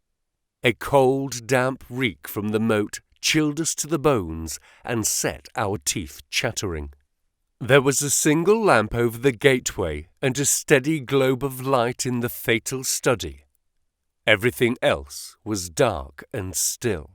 "How long is this to last?" asked the inspector finally. "And what is it we're watching for?" "I have no more notion than you how long it is to last," Holmes answered with some asperity. "If criminals would always schedule their movements like railway trains, it would certainly be more convenient for all of us. As to what it is well, that's what we are watching for." As he spoke, the bright yellow light in the study was obscured by somebody passing to and fro before it. The laurels among which we lay were immediately opposite the window and not more than 100 feet from it. Presently it was thrown open with a whining of hinges, and we could dimly see the dark outline of a man's head and shoulders looking out into the gloom. For some minutes he peered forth in furtive, stealthy fashion, as one who wishes to be assured that he is unobserved. Then he leaned forward, and in the intense silence we were aware of the soft lapping of agitated water. He seemed to be stirring up the moat with something which he held in his hand. Then suddenly he hauled something in as a fisherman lands a fish, some large round object, which obscured the light as it was dragged through the open casement. "Now!" cried Holmes. "Now!" We were all upon our feet, staggering after him with our stiffened limbs, while he ran swiftly across the bridge and rang violently at the bell. There was the rasps of bolts from the other side, and the amazed Amos stood in the entrance. Holmes brushed him aside without a word and, followed by all of us, rushed into the room which had been occupied by the man whom we had been watching. The oil lamp on the table represented the glow which we had seen from outside. It was now in the hand of Cecil Barker, who held it towards us as we entered. Its light shone upon his strong, resolute, clean-shaved face and his menacing eyes. "What in the devil is the meaning of all this?" he cried. "What are you after, anyhow?" Holmes took a swift glance round, and then pounced upon a sodden bundle tied together with cord, which lay where it had been thrust, under the writing-table. "This is what we are after, Mr. Barker, this bundle, weighted with a dumbbell, which you have just raised from the bottom of the moat." Barker stared at Holmes with amazement in his face. "How in the thunder came you to know anything about it?" he asked. "Simply that I put it there." "You put it there? You?" "Perhaps I should have said, replaced it there," said Holmes. "You will remember, Inspector MacDonald, that I was somewhat struck by the absence of a dumbbell. I drew your attention to it, but with the pressure of other events, you had hardly the time to give it the consideration which would have enabled you to draw deductions from it. When water is near and a weight is missing, it is not a very far-fetched supposition that something has been sunk in the water. The idea was at least worth testing. So, with the help of Amos, who admitted me to the room, and the crook of Dr. Watson's umbrella, I was able last night to fish up and inspect this bundle. It was of the first importance, however, that we should be able to prove who placed it there. This was accomplished by the very obvious device of announcing that the moat would be dried tomorrow, which had of course the effect that whoever had hidden the bundle would most certainly withdraw it the moment that darkness enabled him to do so. We have no less than 4 witnesses as to who it was who took advantage of the opportunity, and so, Mr. Barker, I think the word lies now with you." Sherlock Holmes put the sopping bundle upon the table beside the lamp, and undid the cord which bound it. From within he extracted a dumbbell, which he tossed down to its fellow in the corner. Next he drew forth a pair of boots. "American, as you perceive," he remarked, pointing to the toes. Then he laid upon the table a long, deadly sheathed knife. Finally he unravelled a bundle of clothing, comprising a complete set of underclothes, socks, a grey tweed suit, and a short yellow overcoat. "The clothes are commonplace," remarked Holmes, "save only the overcoat, which is full of suggestive touches." He held it tenderly towards the light.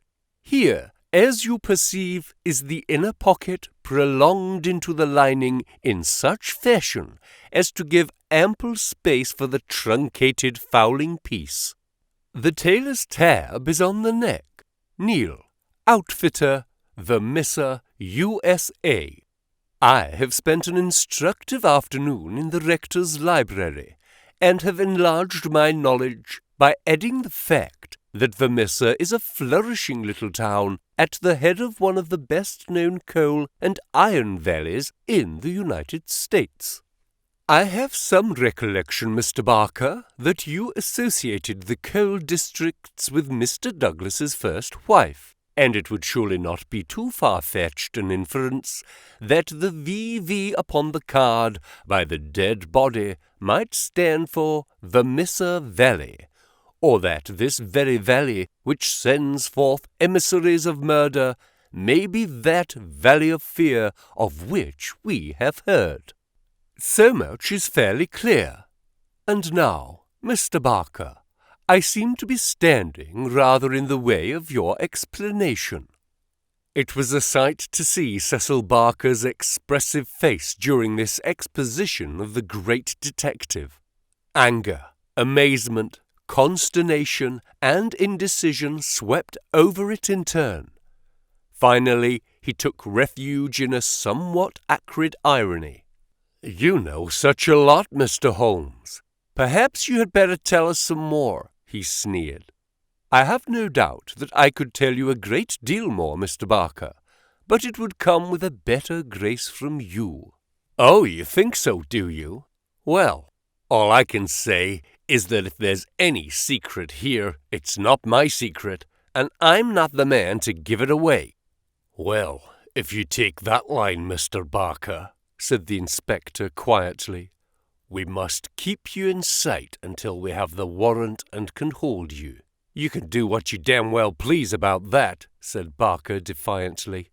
The proceedings seemed to have come to a definite end, so far as he was concerned, for one had only to look at that granite face to realize that no peine forte et dure would ever force him to plead against his will. The deadlock was broken, however, by a woman's voice. Mrs. Douglas had been standing listening at the half-opened door, and now she entered the room. "You have done enough for now, Cecil," said she. "Whatever comes of it in the future, you have done enough." "Enough, and more than enough," remarked Sherlock Holmes gravely.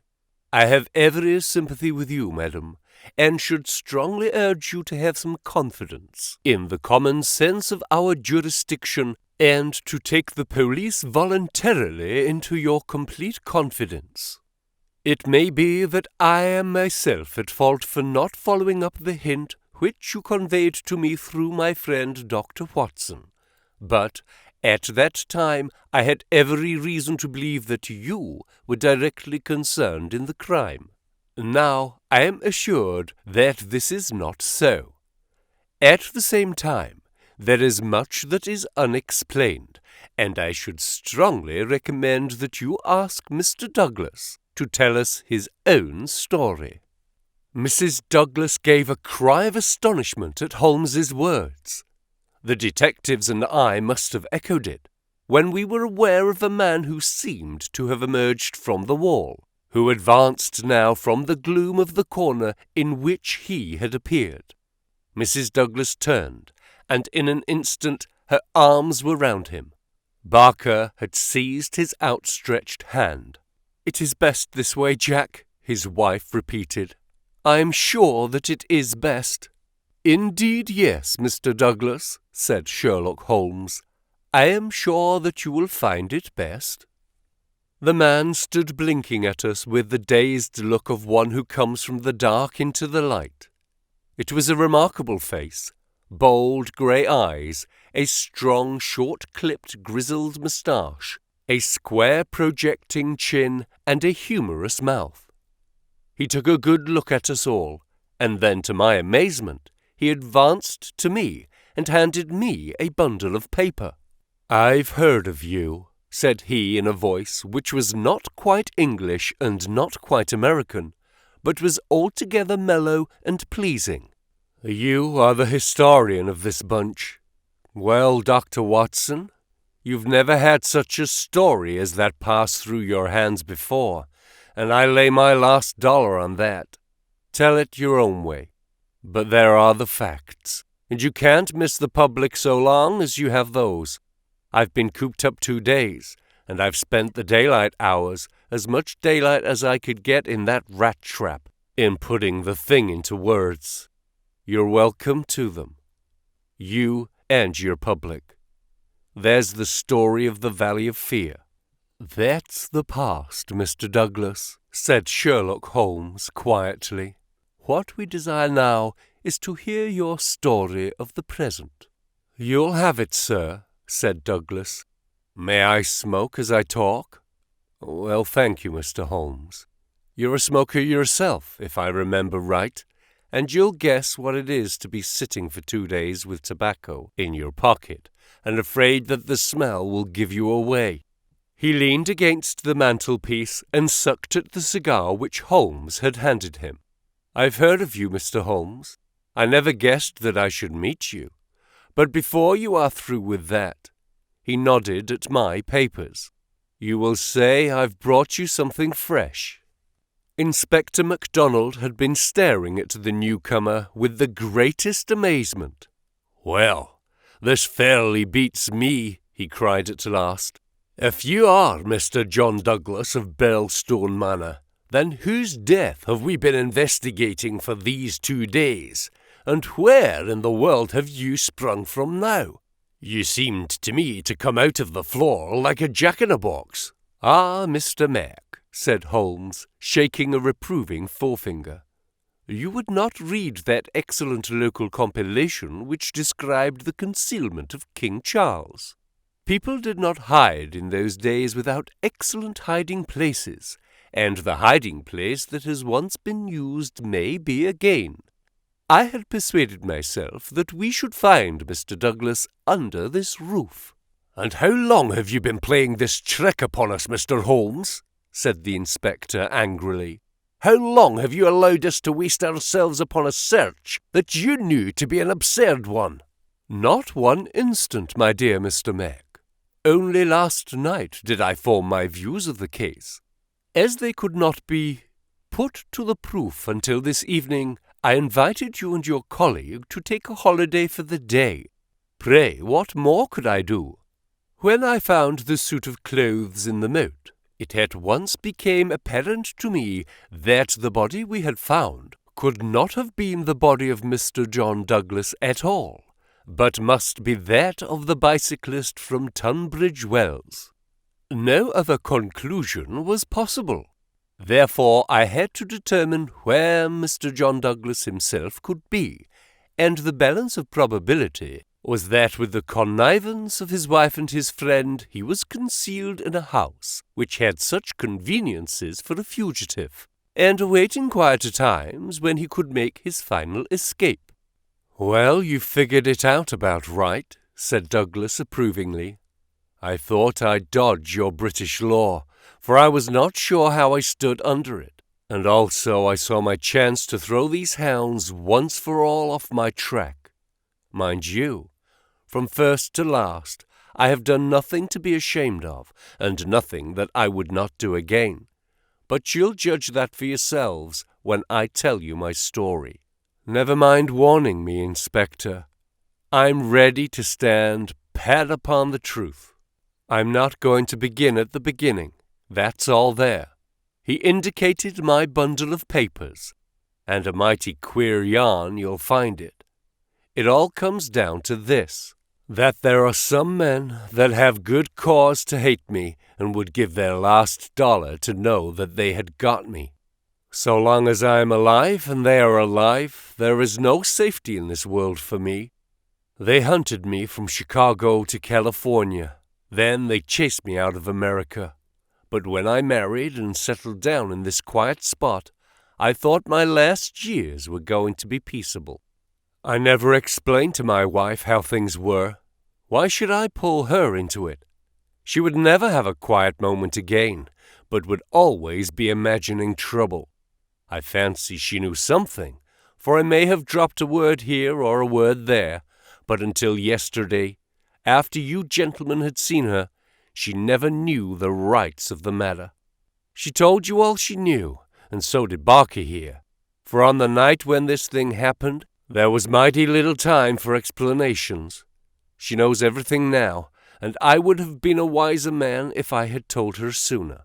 But it was a hard question, dear. He took her hand for an instant in his own, and I acted for the best. Well, gentlemen, the day before these happenings I was over in Tunbridge Wells, and I got a glimpse of a man in the street. It was only a glimpse, but I have a quick eye for these things, and I never doubted who it was. It was the worst enemy I had among them all, one who has been after me like a hungry wolf after a caribou all these years. I knew there was trouble coming, and I came home and made ready for it. I guessed I'd fight through it all right on my own. My luck was a proverb in the States about '76. I never doubted that it would be with me still. I was on my guard all that next day, and never went out into the park. It's as well, or he'd have had the drop on me with that buckshot gun of his before ever I could draw on him. After the bridge was up, my mind was always more restful when that bridge was up in the evenings. I put the thing clear out of my head. I never dreamed of his getting into the house and waiting for me.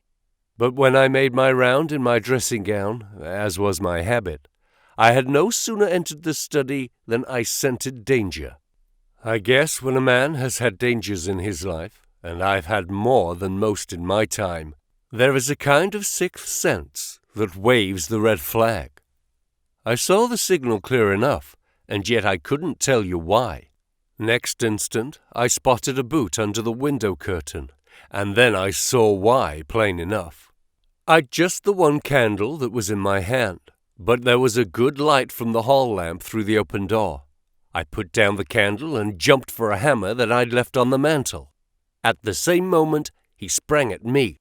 I saw the glint of a knife, and I lashed at him with the hammer. I got him somewhere, for the knife tinkled down on the floor. He dodged round the table as quick as an eel, and a moment later he'd got his gun from under his coat. I heard him cock it, but I'd got hold of it before he could fire.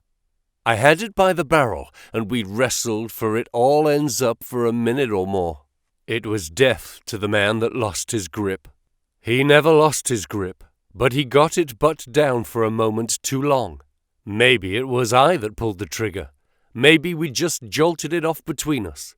Anyhow, he got both barrels in the face, and there I was staring down at all that was left of Ted Baldwin. I'd recognize him in the township, and again when he sprang for me, but his own mother wouldn't recognize him as I saw him then. I'm used to rough work, but I fairly turned sick at the sight of him.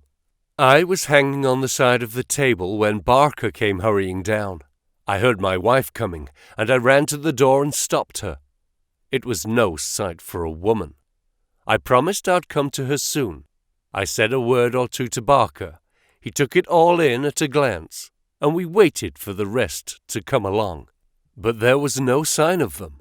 Then we understood that they could hear nothing, and that all that had happened was known only to ourselves. It was at that instant that the idea came to me. I was fairly dazzled by the brilliance of it. The man's sleeve had slipped up, and there was the branded mark of the lodge upon his forearm. See here. The man who we had known as Douglas turned up his coat and cuff to show a brown triangle with a circle, exactly like that which we had seen upon the dead man. It was the sight of that which started me on it. I seemed to see it all clear at a glance. There were his height and hair and figure, about the same as my own. No one could swear to his face, poor devil. I brought down this suit of clothes, and in a quarter of an hour Barker and I had put my dressing gown on him, and he lay as you found him. We tied all his things into a bundle, and I weighted them with the only weight I could find, and put them through the window. The card he had meant to lay upon my body was lying beside his own. My rings were put on his finger, but when it came to the wedding ring, he held out his muscular hand. You can see for yourselves that I had struck the limit. I have not moved it since the day I was married, and it would have taken a file to get it off. I don't know anyhow that I should have cared to part with it, but if I had wanted to, I couldn't. So, we just had to leave that detail to take care of itself. On the other hand, I brought a bit of plaster down and put it where I am wearing one myself at this instant. You slipped up there, Mr. Holmes, clever as you are, for if you had chanced to take off that plaster, you would have found no cut underneath it. Well, that was the situation. If I could lie low for a while and then get away where I could be joined by my widow, we should have a chance at last of living in peace for the rest of our lives. These devils would give me no rest so long as I was above ground, but if they saw in the papers that Baldwin had got his man, there would be an end of all my troubles. I hadn't much time to make it all clear to Barker and to my wife, but they understood enough to be able to help me. I knew all about this hiding place, so did Amos, but it never entered his head to connect it with the matter. I retired into it, and it was up to Barker to do the rest. I guess you can fill in for yourselves what he did. He opened the window and made the mark on the sill to give the idea of how the murderer escaped. It was a tall order, that, but as the bridge was up, there was no other way. Then, when everything was fixed, he rang the bell for all he was worth. What happened afterward, you know. And so, gentlemen, you can do what you please, but I have told you the truth and the whole truth, so help me God. What I ask you now is, how do I stand by the English law? There was a silence, which was broken by Sherlock Holmes. The English law is in the main a just law. You will get no worse than your deserts from that, Mr. Douglas. But I would ask you, how did this man know that you lived here, or how to get into your house, or where to hide to get you? I know nothing of this. Holmes's face was very white and grave. The story is not over yet, I fear, said he. You may find worse dangers than the English law, or even than your enemies from America. I see trouble before you, Mr. Douglas. You'll take my advice and still be on your guard. And now, my long-suffering readers, I will ask you to come away with me for a time, far from the Sussex manor house of Birlstone, and far also from the year of grace in which we made our eventful journey, which ended with the strange story of the man who had been known as John Douglas. I wish you to journey back some 20 years in time, and westward some thousands of miles in space, that I may lay before you a singular and terrible narrative, so singular and so terrible that you may find it hard to believe that even as I tell it, even so did it occur. Do not think that I intrude one story before another is finished. As you read on, you will find that this is not so. And when I have detailed those distant events, and you have solved this mystery of the past, we shall meet once more in those rooms on Baker Street, where this, like so many other wonderful happenings, will find its end.